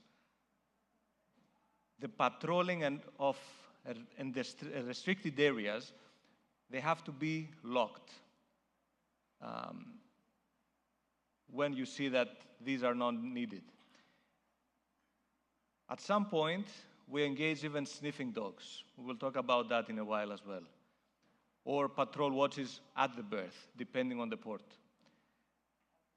Just keep in mind, as we said in the start, that this is a detainable item for many, many places around the world. This is just a reminder of what we have in our VSEC. So, who are the green card, who is the yellow card, who is the red card? You have to be strict on that, and always check with your chief mate, who's the SSO, of course, and the master if someone is not on the list. I know how difficult this might be, but the master can always give a call to the office, call us and say, you know, this guy has come on board. Yes, you can wait, please, 2 minutes, let me check with the master, let me check with the SSO. It's better that you do follow the procedure instead of having some question marks later on. Special cases throughout the year that we had. I will talk to you about 2 special cases that we had on board our fleet. One of them was in Brazil. And this is an actual photo from our vessel. So there was some rumors, there was some speculation, some information that we got. And of course, as you know, we always have some measures that we take in Brazil. We always have the sniffing dogs. We always follow the ISPS very strictly. We want to lock doors. We want to have a good watchkeeping for any suspicious movements, crafts, or anybody else. Sometimes we might have the CCTV on board. And this is something that might come in the future, in the near future on board the vessels as well. But we always have the underwater inspection prior departure. And why is that? This is why. So the authorities found these items, the vessel's hull. Of course, when you are alongside and you're taking precautions, everything should be okay. And there was no problem for the vessel to sail out, but it is something to keep in mind because, of course, as I said, the watchkeeping should be strict. You can see around the bridge, you can see if any craft is coming alongside. Sometimes you can identify them, sometimes, of course, they find the ways to do this kind of jobs. Another case that we had, special case, was in Dakar, where we have found 2 stowaways. And this is an actual photo from the specific vessel. So, you know how we follow the stowaways precautions, but I want to point out a couple of things. The stowaways checklist is not just a checklist. It's not, yes, I've been in the engine room, I've been in the forecastle. You have to actually check. If you don't have time, you might ask from the master, I have not finished my check yet. And we will see how we are going to manage this from our side and to assist with the agents and the port authorities. This is something that we prefer that you do 2 times before departure. Why is that? 1 time prior unberthing and 1 time prior leaving the pilot.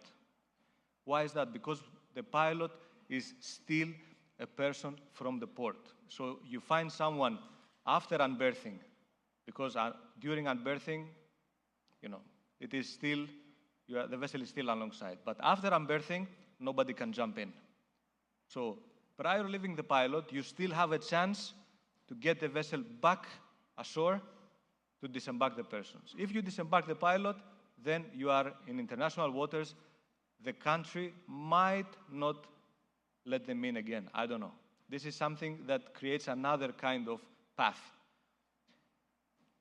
So let's put a note here. Just like your cargo with visitors, you have to make sure that there is no ROB, as we say. So whoever comes on board has to disembark. You need to check. Andreas got on board, but I don't see that he disembarked. Hold on. Captain, we need to check. We are looking for this guy. You know who is coming on board. Of course, I know that stevedores are going in and out all the time, but try to do the most that you can. The authority is on you because they are coming on board your vessel. This is for everyone. Doesn't matter if it is the master or the SSO or even someone at the gangway. Okay, the authority is on you. They are coming on board your vessel. You are responsible for the vessel. You have the power to stop them or say anything that you need. Always we are polite and have a good reputation for the port and for the company and for the vessel. These are things that matter a lot. So a vessel calling particular ports at all times, they keep a log. They know this vessel came again, 3, 4 times, and they have a good idea of the vessel and the crew. So sometimes the port authorities are not strict. They assist you more. They do a lot of things. So the approach is something important. But on the other hand, you have to do your job. And you know better than me how to do your job. And that's why we trust you on board the vessels. You are our eyes, our ears, and we back you up at all times. Okay, so our phones are always available. The captain's here. Everybody knows. Let us know if you have any issue. Communicate with us and be aware and take care. Thank you.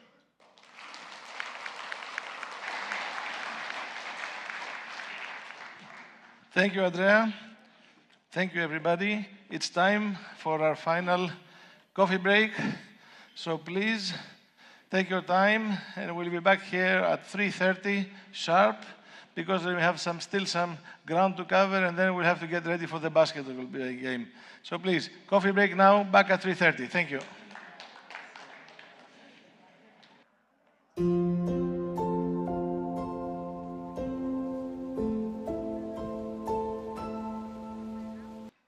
Are we good to go?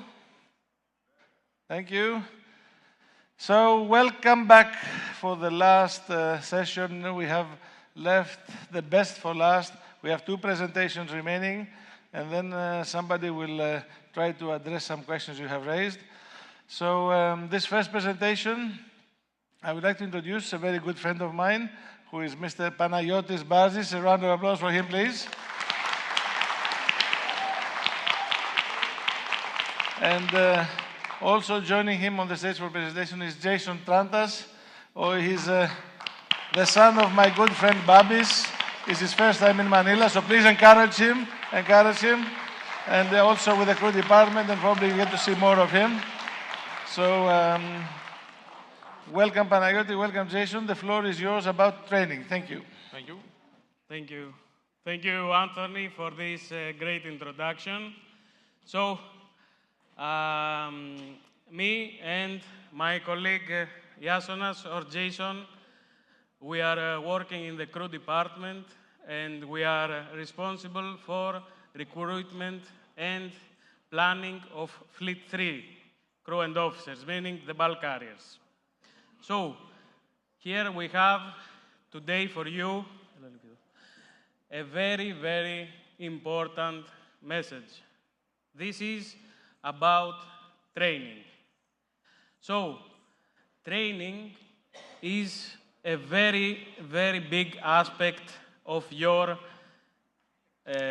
daily lives. As a seafarers, you have one of the most hectic programs for training, meaning that you have a very, very limited time when you are ashore, to see your family, to have some quality time with them, to relax, and we, the bad guys, are calling you and telling you, you have to do this, you have to do that, you have to do the training. But today, we are here to explain to you why we do this. So, one very, very important thing. The training, to be effective, it must have an impact on you, meaning that you must go have a training and then, when you're done, to have something changed in you, meaning to have some knowledge acquired, to change your mindset, to improve yourself. The training effectiveness is measured in this way. So, what are the benefits of training?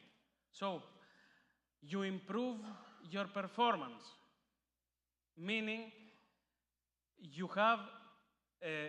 go on board and you deliver better. You get a bigger and more effective way of doing your tasks. You are more safe on board. Knowledge is power, and you must use it. So,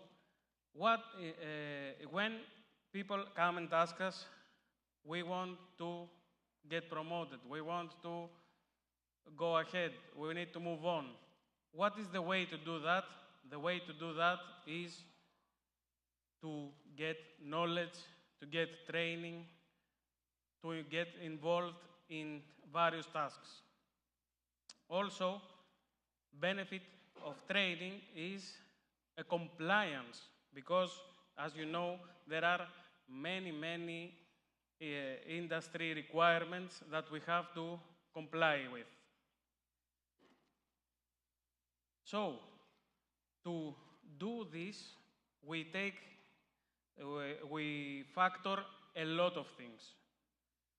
First of all, we have to have clear goals, meaning that we are carefully examining each and every rank, what kind of training is required for him.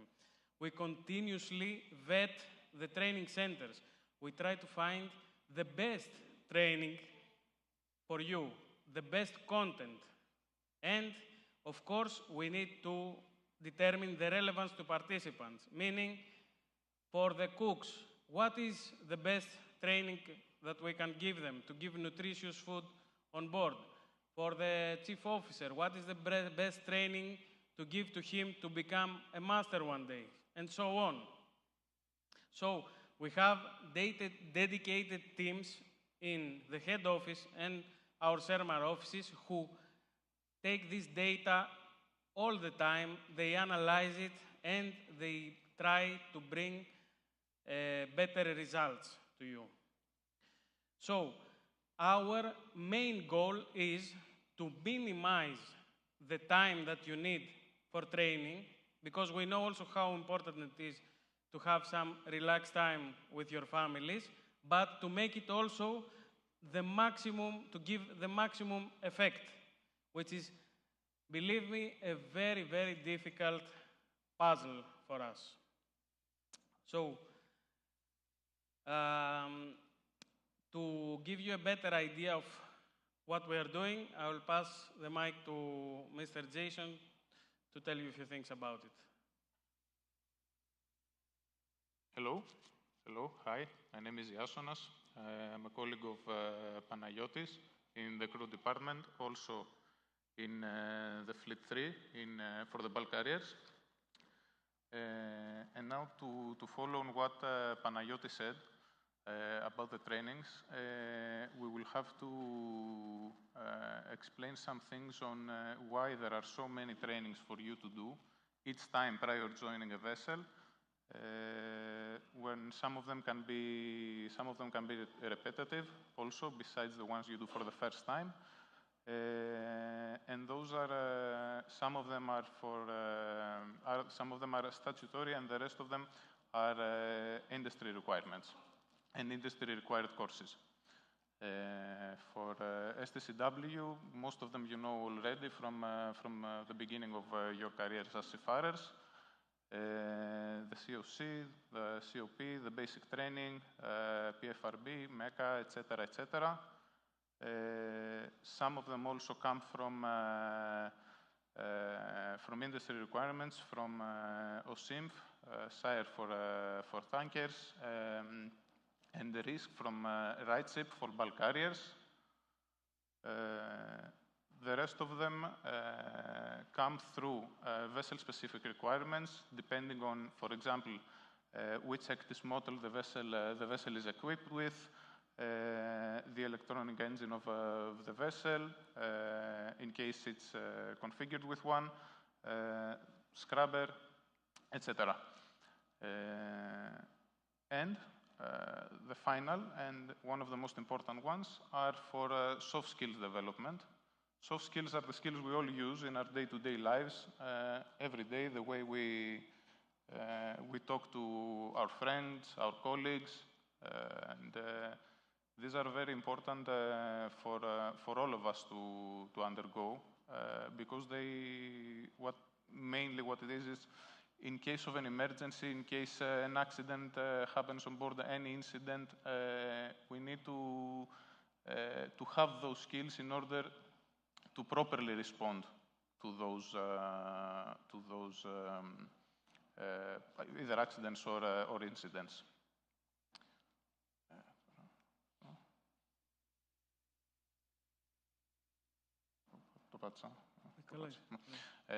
So we need to find tools to identify training needs.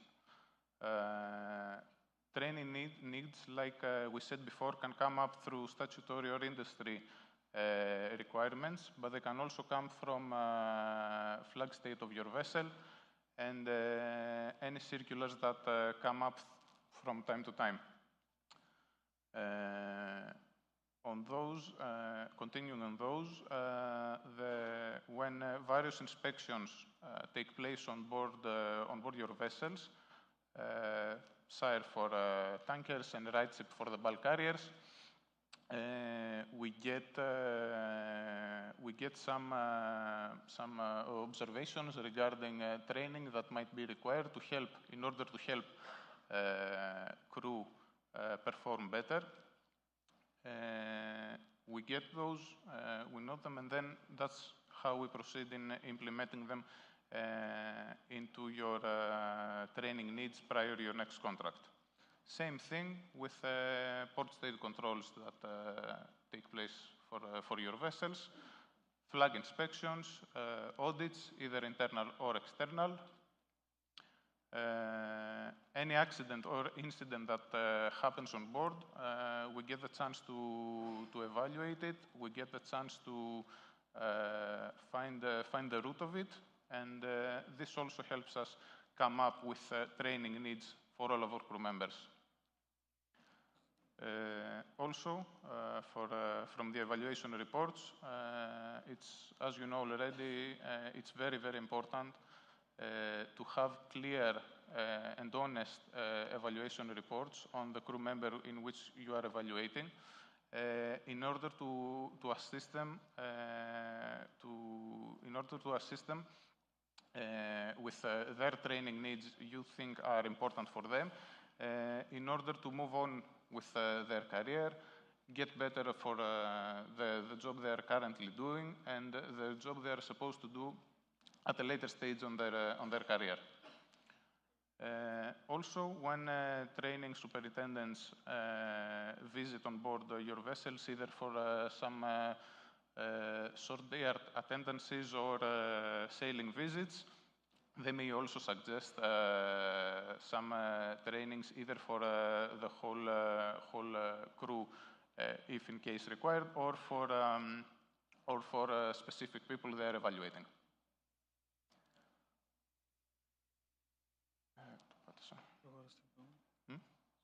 Okay.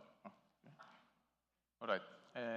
Now I'm going to pass again the mic to Panagiotis to tell you a few things about our new training platform and most importantly the huge effort and resources, human resources that have gone into it in order to better help you and assist you each time you're supposed to do trainings prior Thank you, to joining. Jason.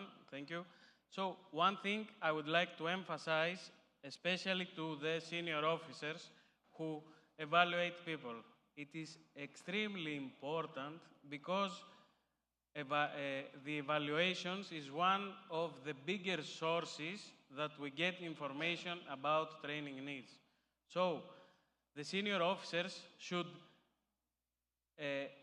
take a careful thought of what kind of training they suggest for the lower ranks to be trained in order to obtain the skills and get promoted in the near future. So I think all of you so far know that we have our own training platform, and which a great deal of resources and in manpower and money also have been invested in order to create for you a user-friendly platform which have been made from the ground up to include all the valuable lessons, what the knowledge that we want to pass to you to help you with your career. These also have been made for your convenience, meaning that you can use this platform from your home at any time when you have free time to do so. I want now to conclude and ask something from you. As I told you earlier, our company has invested a great deal of resources, research, and operations to fine-tune the training, to make you get the skills that you need to become better, to acquire the knowledge you need, to become one day the best version of yourself. And to show you what I mean about it, I have here some photos of the people who their main goal is to help you do that. So these ladies are in the head office working solely for your training, for your benefit, and in CENMAR Ukraine, and in CENMAR Manila, and in CENMAR, here, your people. So what we are asking from you is to cooperate with them. I know it's difficult for you, but we need to give you the knowledge. We need to make you better. We need you to want to become better. So think of this as the magic Christmas tree that will give you all the knowledge that you need. Thank you very much for your time.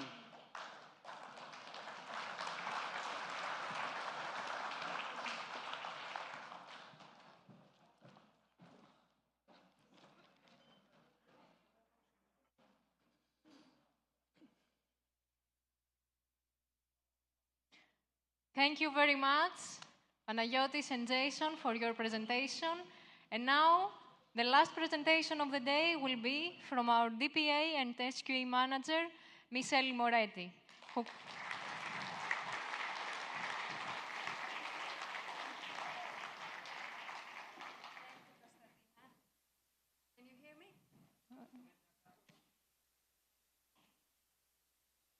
Can you hear me now?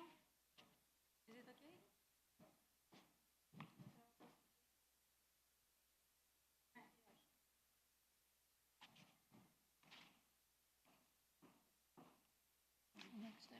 It's okay? Oh, there I am. Konstantina, thank you. You've been a great host, and so was Mado yesterday. and Anthony, of course, through the whole 2 days. It's almost over. We are still, though, looking forward to our basketball game this evening. I want to say for one more time how proud I am for being part of this organization. I have noticed over these 2 days that our safety culture is on a rise because I heard some great things from you. And I understand that you own these properties and these things that we want to pass on to you for raising our safety culture. And one more thing, in order to continue to be on the rise, is an advice on how to make safety a personal affair of yours. So, how can we make safety personal?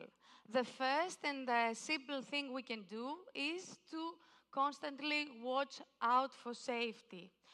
Switch your mind to safety mode, be curious, be alert, have situational awareness, search for weak signals, become chronic unease.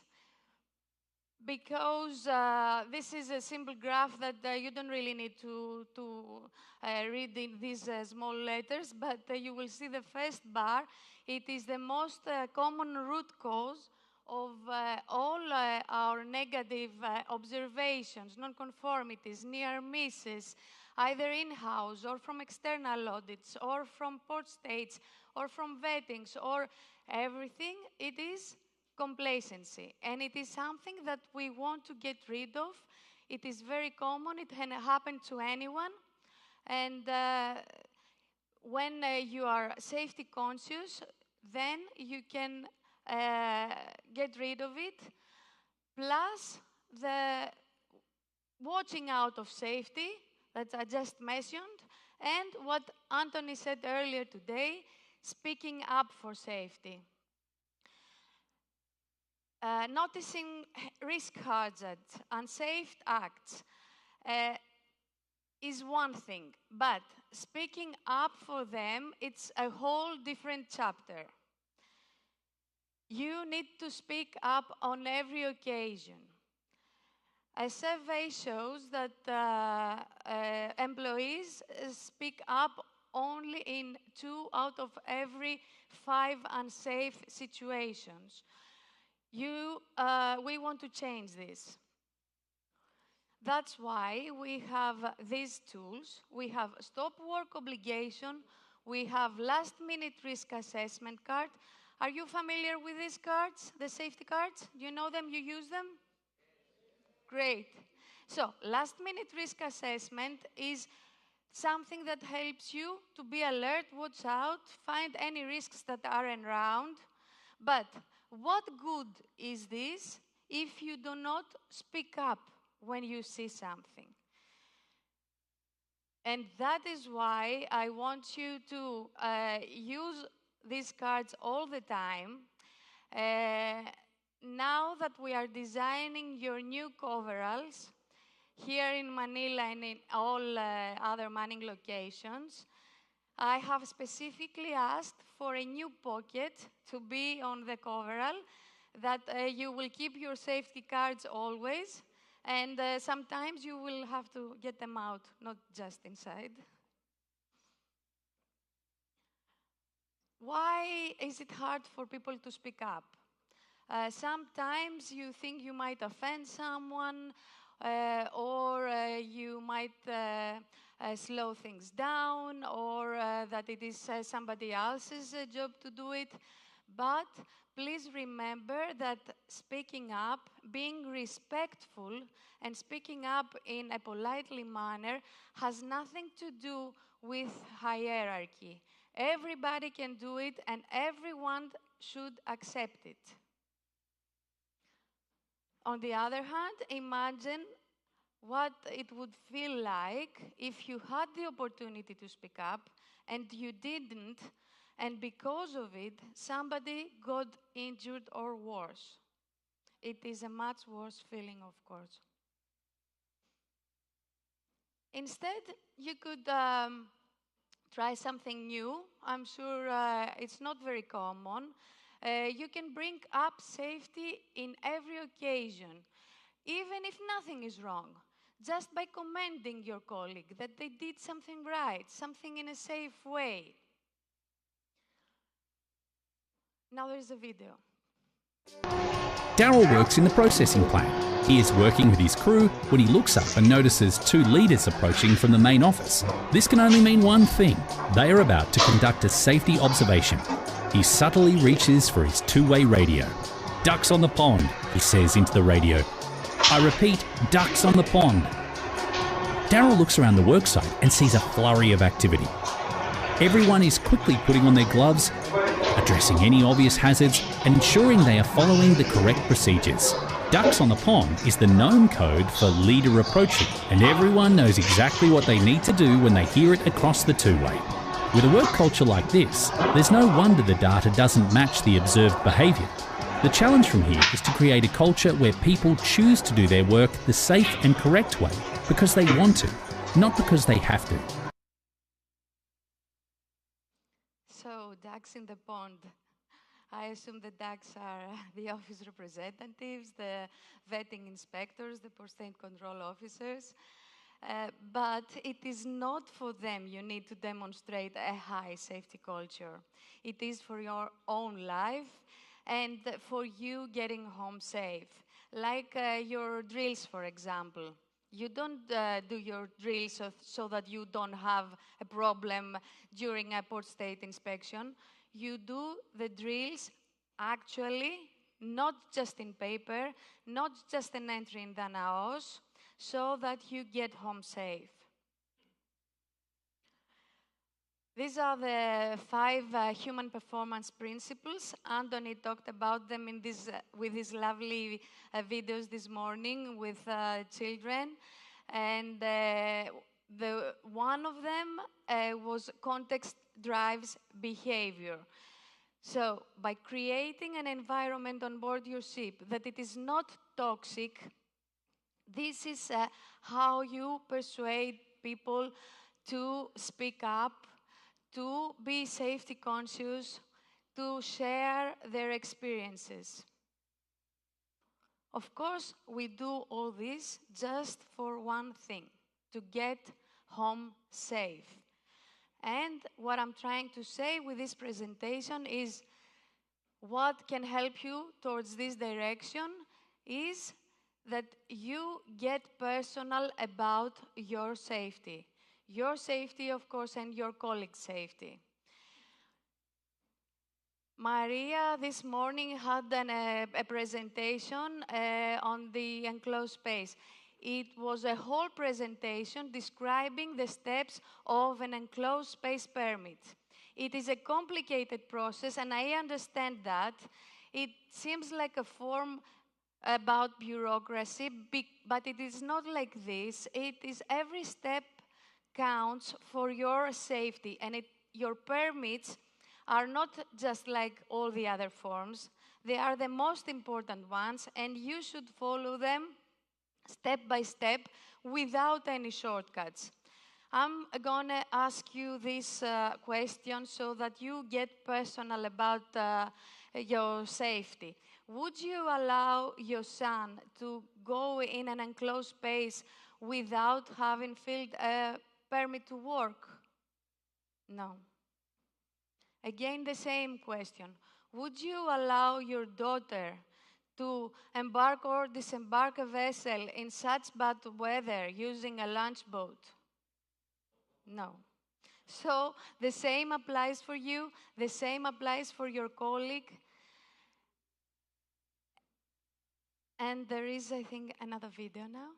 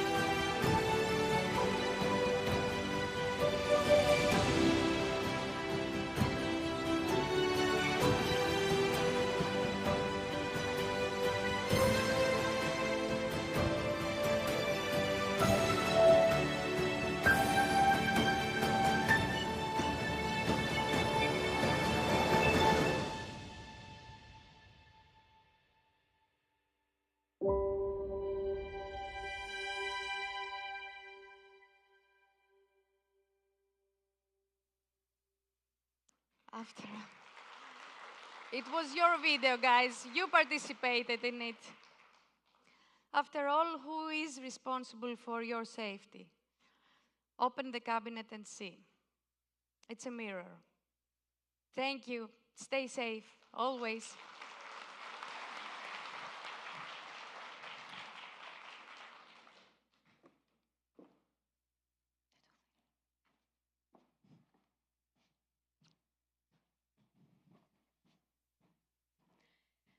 Thank you, Ellie, for your presentation. Ms. Moretti, you are always very inspiring and you steer us towards safety. This was the last presentation for this forum, and now I will pass the floor to Mr. Anthony Labros, who will try to address your questions through the Q&A today. Thank you.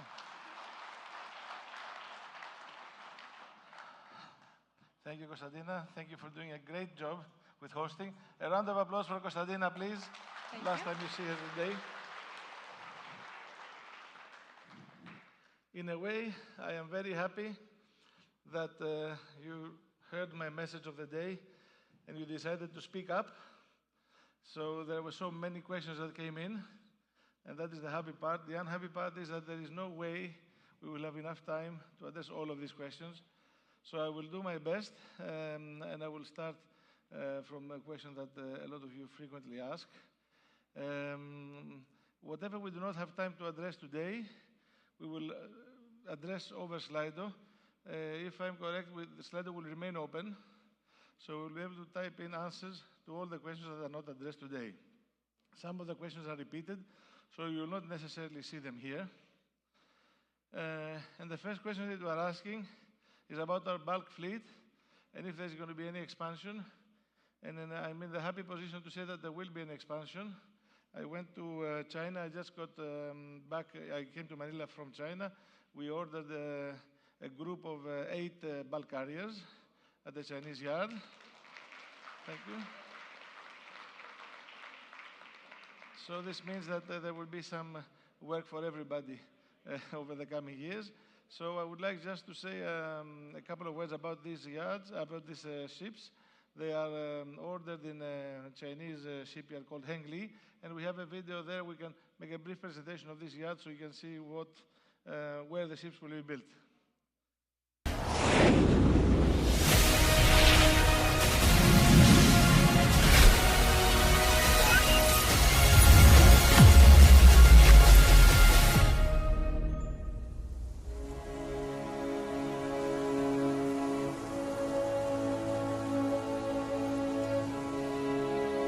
It was a land of wild grass, rough roads, dilapidated factories, workshops eroded by rainwater, rusty equipment, and dreary coasts. This place used to be a renowned world-class shipyard. However, after 10 years of lying idly after bankruptcy, it became desolate and completely unrecognizable.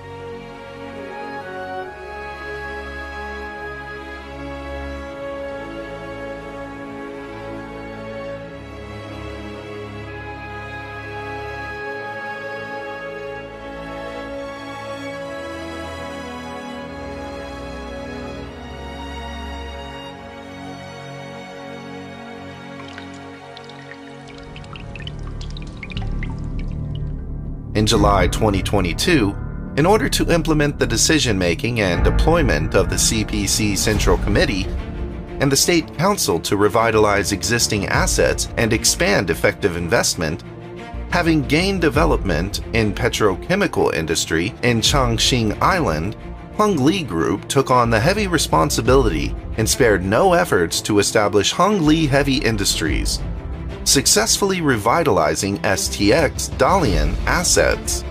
Faced with difficulties in the project with a long history, strong professionalism, and high complexity, the government and enterprise worked together to complete the asset delivery on September 1st, 2022. Hung Lee's speed and Dalian efficiency have once again attracted attention.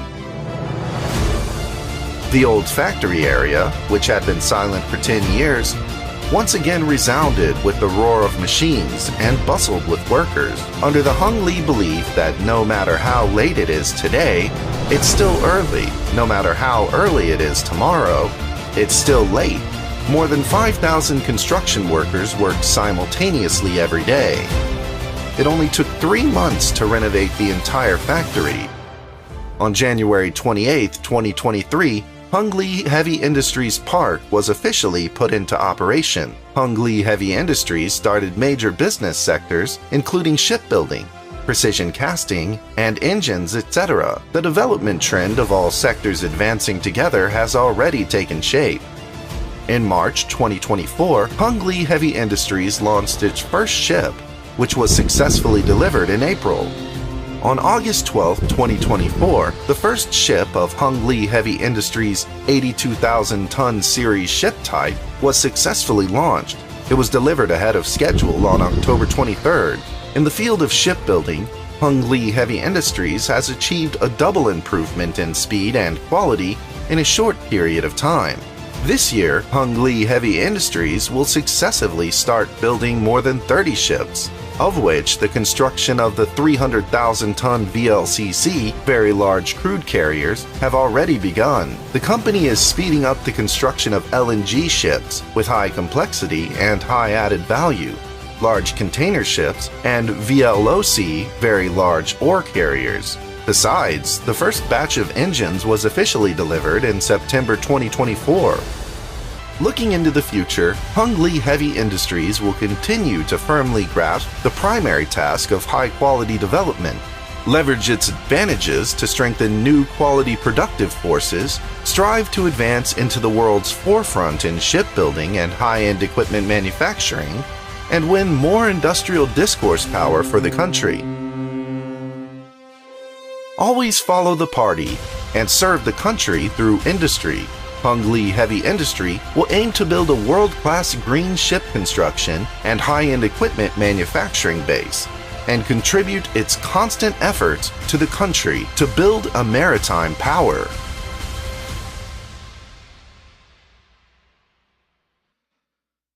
So this is a part of shaping our future together that involves more work, more ships. These are the 82,000-ton bulk carriers that we ordered at this shipyard. It's a very modern shipyard. Everything is, as you see, newly renovated. Konstantina had the fortune of being there for the first main engine test a few weeks ago. They're also constructing their own main engines. So 8 Kamsarmax bulk carriers are coming this way. You are very familiar with the type of ship. And these are the planned delivery dates. I was advised when I visited the yard a few days ago that probably the ships will come 1 or 2 months earlier than planned.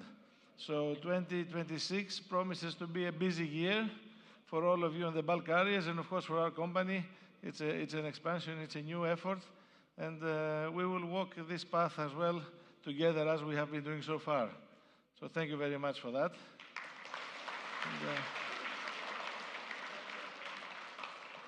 So I'll go through the various questions that you have raised at the moment. Internet data for Starlink installed vessels. I believe most, if not all of our ships have Starlink installed. And at a previous forum in Athens, we announced in September, we announced that we will be increasing the allowance.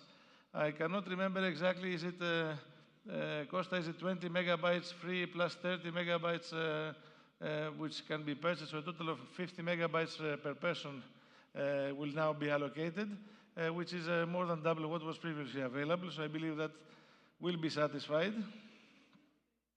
Thank you. I see a question about Coco Life, the insurance that is available to the officers at the moment, and about the pre-existing medical conditions. It is a very difficult thing to clarify this from my side. What I can tell you, this is something that is in place in all insurance companies, in all insurance contracts, even my personal insurance. I've been with the same insurance company for the last 30 years. because if I switch to another insurance company, they will not cover anything for me. So this is something that is there in all the contracts. It's not only for Coco Life. And yes, it is something that sometimes the insurance companies will try to step on in order to avoid covering something. What I would urge you is if something like this comes up, please inform the CENMAR staff to see if there is any way we can assist with this. But it is something that is unfortunately quite common in the insurance world.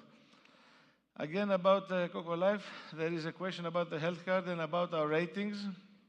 As you saw, we gradually introduced Coco Life from the senior officers. We went down to the junior officers, and I can tell you that we are in very advanced discussions, not with Coco Life, with another insurance company, also to cover the ratings. We believe that the terms that we are being offered are better than Coco Life, and if this is successful, we will also extend it again to our officers and they will switch company. But we have not finalized yet. We were hoping to have this finalized also for the ratings in time to announce it at this forum. We haven't managed to do so. Our insurance manager, Maria Malego, whom you quite well know, is working hard. I hope that within the coming month we'll be able to extend this to our ratings also. I cannot promise it now because we haven't finished 100%, but we are very close to reaching this goal.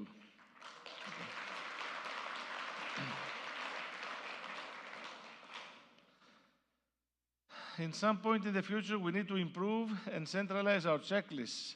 As we all know, we have an enormous amount of paper archives kept on board. Dedicate a project to simplify and remove redundant checklists. We know very well this huge problem. We know it very well because we are the ones who created it. Over years, people have been adding and adding and adding requirements, and these checklists are there. What I can tell you is that we are running 2 projects at the moment. You have not seen them yet, you have not felt them there yet, but in the head office we are running 2 projects. One is the simplification of our SMS, simplifying, removing duplication, simplifying the wording. The other one is making it digital. We have a digitalization program which will enable our SMS eventually to be transferred onto digital media like tablets or mobile phone. So these are running in parallel. It will take some time. I don't know if it's going to be 8 months or 12 months or how long it will take. They're huge projects. You are very correct in asking for them, and we are working on it. We will need some time, but we will get there, I assure you. Is CENMAR company a career-friendly company? If yes, can you support your answer? Rommel, can you stand up, please? This is Rommel Reyes, for whoever doesn't know him. How long have you been in this company? Yes, I started this company with my cadetship in 1995. So this is a testimony. He started his cadetship with us, and he is now more than a master. He's our SPTRN and our trusted friend. And I believe we have a lot of people here who can testify for this. I, for one, can say that we are a company that has a retention rate exceeding 92% across the board. And at the risk of being exposed, I would like, if anybody has been promoted in this company or started out as a cadet and has moved on, can you please stand up? Please stand up. Whoever has been promoted from different rank, came as a junior officer and is now a master chief engineer, or came as a cadet, please stand up. Anybody who is from this company? So we have quite a few people here, so we have quite a few new people as well, from what I understand. My answer is yes. It is a company that does reward loyalty. It is a company that, of course, it has expanded in the recent times. So yes, we have taken on new people. If you stick with us, there is a long career to be had here, I can assure you. Thank you, gentlemen.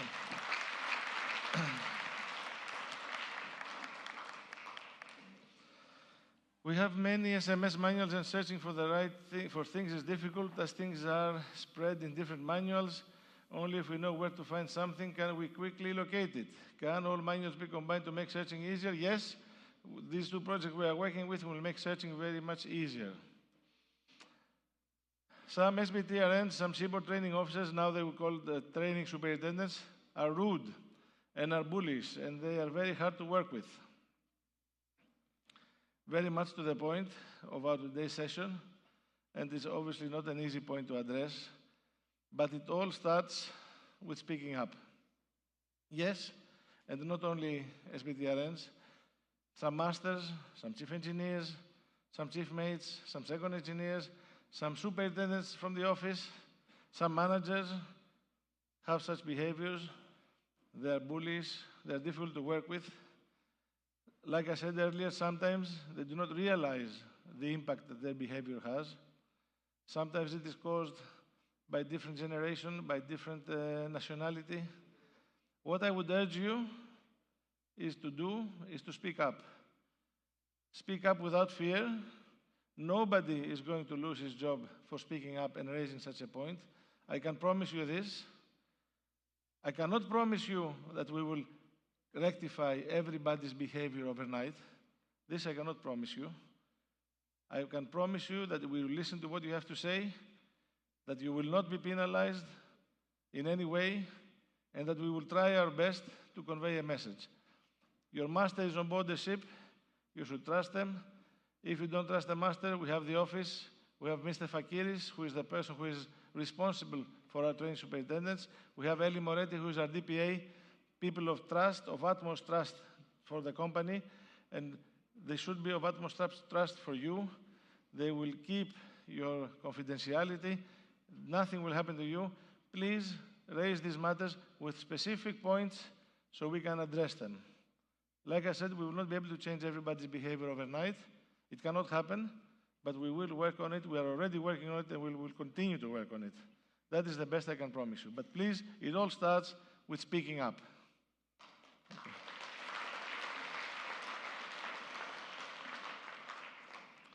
What is the current stand of our company with regards to threat at Red Sea? Do we have a choice to disembark before passing the Red Sea? I'll answer the second question first. The second question is yes, you have a choice to disembark before passing Red Sea, and this will not reflect badly on your record, I can assure you. However, it has to be done in an orderly manner, and it has to be done in good time. In good time to allow us to proceed with the replacement. We cannot have the ship one day before beginning the cross, and then you say, that's sorry, I don't want to cross. If you don't want to cross the Red Sea, you are free to do so. Coming to our current stand, at the moment, our bulk carrier ships are not transiting the Red Sea and have not been doing so for quite some time. Our tankers were transiting the Red Sea. They have stopped in recent, about maybe 6 to 8 weeks. Maybe 6 to 8 weeks, we stopped transiting the Red Sea. If the business is there, if the insurance cover is there, and if the risk is not present, then, of course, we will again transit, and of course, everything will hold. Before every transit, we assess the risk. We believe, and we have shared this with you and on board the ships, we believe that this is a low-risk transit. We are a company that is not targeted. We have no relationship with either Israel or the US or the UK, no relationship whatsoever in ownership, in financing, in chartering. Our ships didn't go there.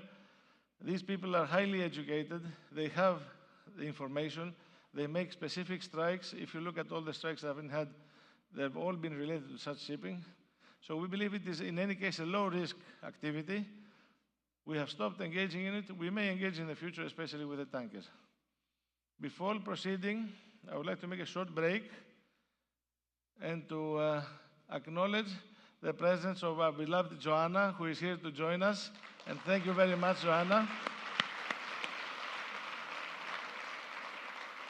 We love you. We love you. We hope that you are well in all respects and strong, like we remember you all the years. Thank you very much for being here again with us.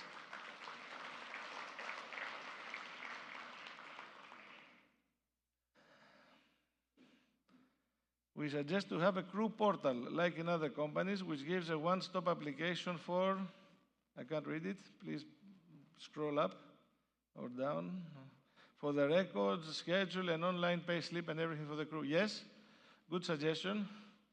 We will discuss about it and we will work on it. At the moment, we are focusing on rescheduling our training system with this new training platform and other systems.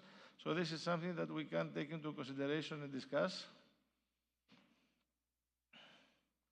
Regarding our medicals, is it possible to extend validity to 2 years as we are exposed on X-ray radiation every time we go for it? Unfortunately, we cannot. I think it's an MLC requirement. Am I correct, Manayoti? It's an MLC requirement to be annual, so we cannot extend, we cannot deviate from that, unfortunately. Please consider getting the crew a US visa. We are willing to pay for all the fees for your kind consideration. Panagiotis, will you address this? Can we come on here with you?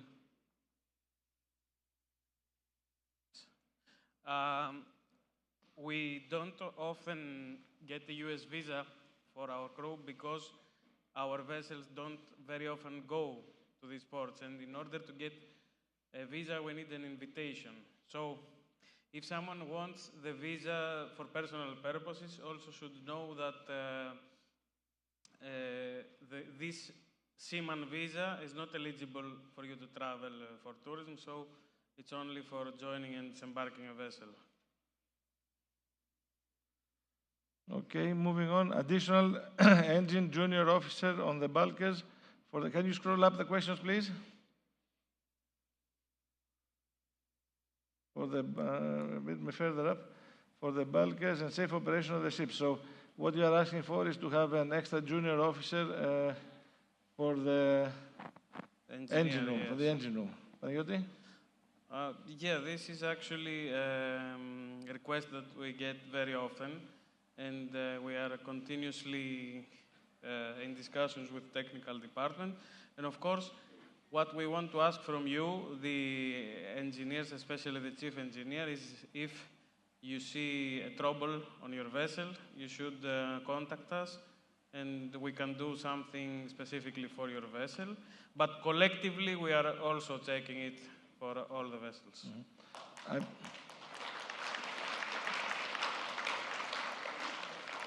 I believe that from middle of next year onwards, we will employ more engineers, especially in view of being ready for the delivery of the 8 ships that we ordered. Maybe we'll engage more people in order to get accustomed to our company system and also to the operation of the actual ships with the scrubbers and the electronic engines and so on. So I believe next year we will see more engineers joining, to be honest. Yeah, and we want to encourage also our junior engineers and the OEC holders to get their best to become one of our future officers as well. It is not a question, but more of a suggestion. Maybe it is time that we also have evaluation for senior officers on board. Thank you very much. Okay, I'm being told that we don't have a lot of time, maybe 2 or 3 questions more. This question about the reverse evaluation, as they call it, so that the junior people can evaluate the senior people. Personally, I'm very much in favor of this. Unfortunately, we have discussed it extensively in the office, and we are actually facing the same dilemma in the office. We have our junior office staff asking to evaluate the managers, and again, there I have not managed to convince everybody. This is a decision that needs some time to mature. It is a level of maturity which maybe we cannot achieve at the moment. So the answer is no at the moment, but on the other hand, it is something that it is being considered, it has been discussed, and is being discussed again and again, both ashore and on board. So maybe that's one day we'll arrive at this thing.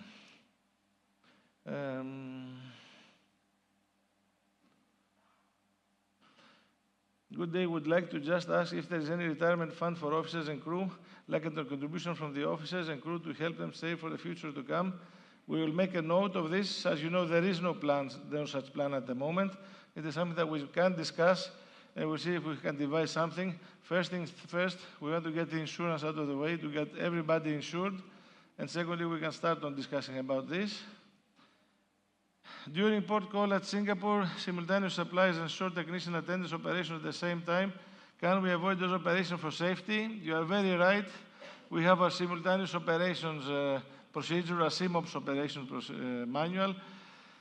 It is difficult, yes. The good ports, the so-called good ports, are the most difficult ports where you can get all your job done, your bunkering, your provisions, your spares, attendance by the office, ports they control, everybody's there.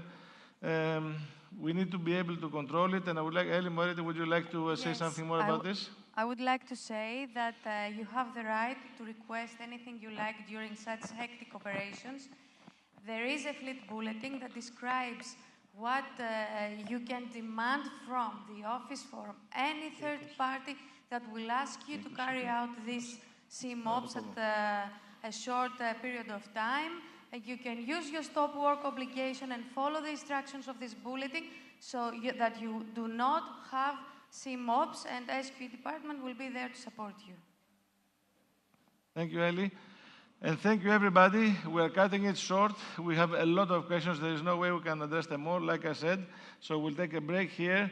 We'll move on to the rest of the program so that we have enough time to finish in time and go and attend our basketball game. Thank you very much. And I would like to, Panagiotis, will you do the honors for the awards? Yeah, Yes? of course. As you Thank know. Thank you very much. So, as you know, every year we want to recognize the efforts of our crew, and as a small token of our appreciation for their dedicated service. So, I will be calling some names, and please come on stage to pick up your award. So, number 1, with us since 2015 is Master Jason Padilla.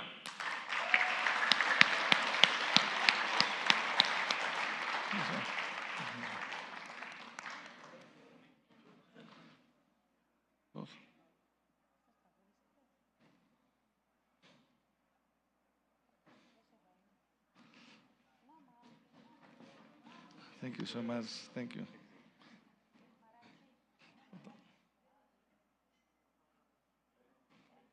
Thank you. That is for you. Thank you. Thanks a lot. And you can give from here. Thank you. Congratulations, Jason. Thank you. Second, with us since 2009, Chief Mate Jabbar Kasim.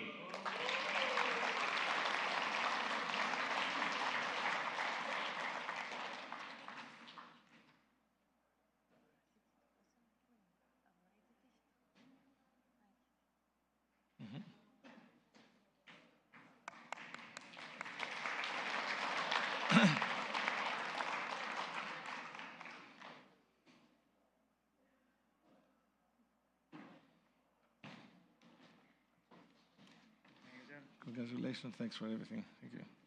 That's for you. A photo. Thank you. Thank you for everything. That's for you. Thank you.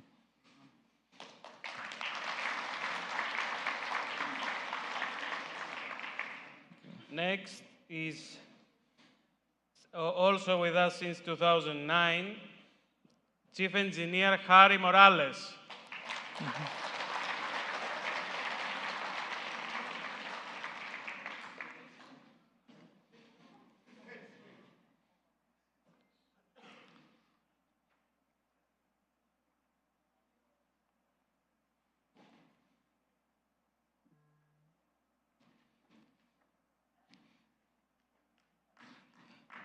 Thank you very much. Thank you. This is for you. Good. Thank you. You got it? Too, eh? Congratulations, Chief. So we continue on. Since 1997, Bosun Noel Asur.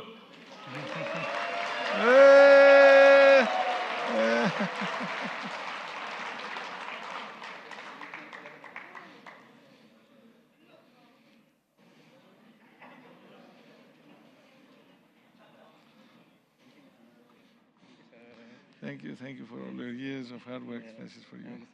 Thank you. Thank you. Thank you. Congratulations.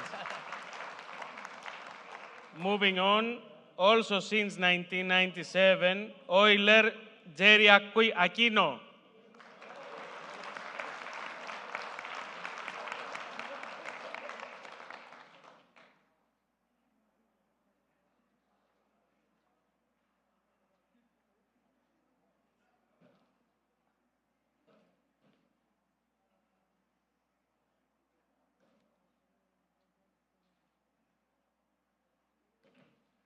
Congratulations.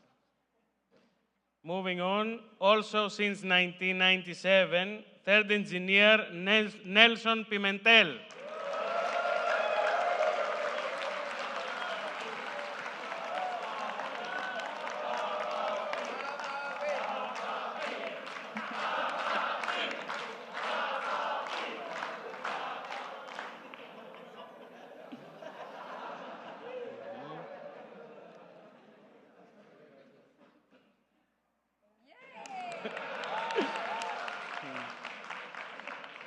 Congratulations, Nelson.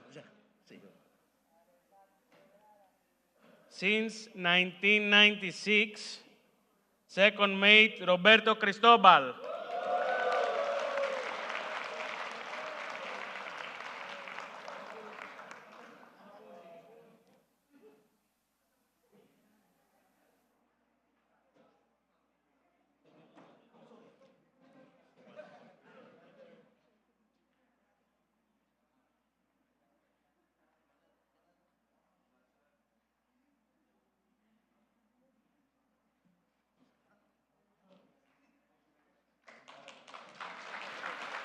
Congratulations, Roberto. Also since 1996, Euler Homer Barcarce.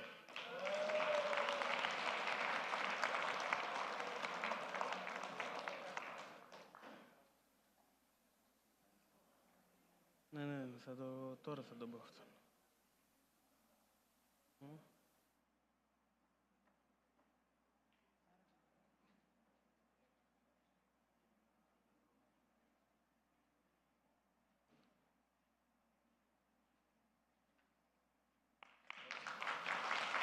Congratulations. You know, in the office, the most important person is the one who is doing the payroll, the one who pays you.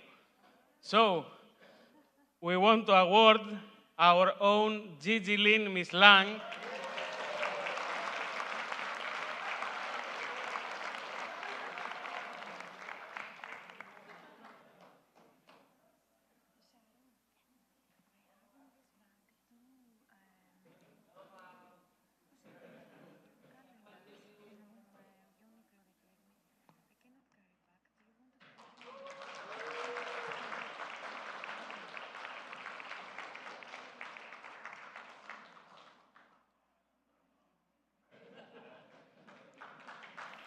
Congratulations, Gigi. Bravo. And now we are done, but I have to tell you something. There is one guy that I tried to award him 3 times. All these 3 times, he managed to join just before the forum. This year happened the same thing. So I told him, no, you will come to the office and I will award you there. So this is what we did. Third engineer, Aquino. He's with us since 1991.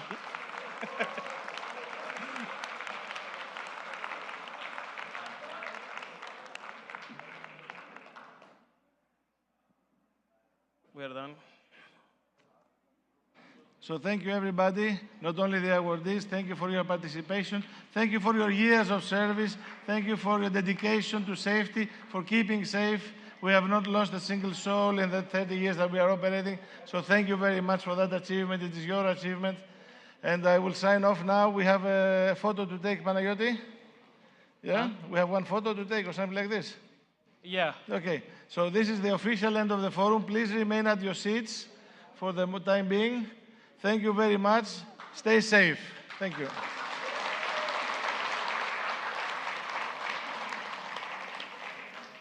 Έκοψες.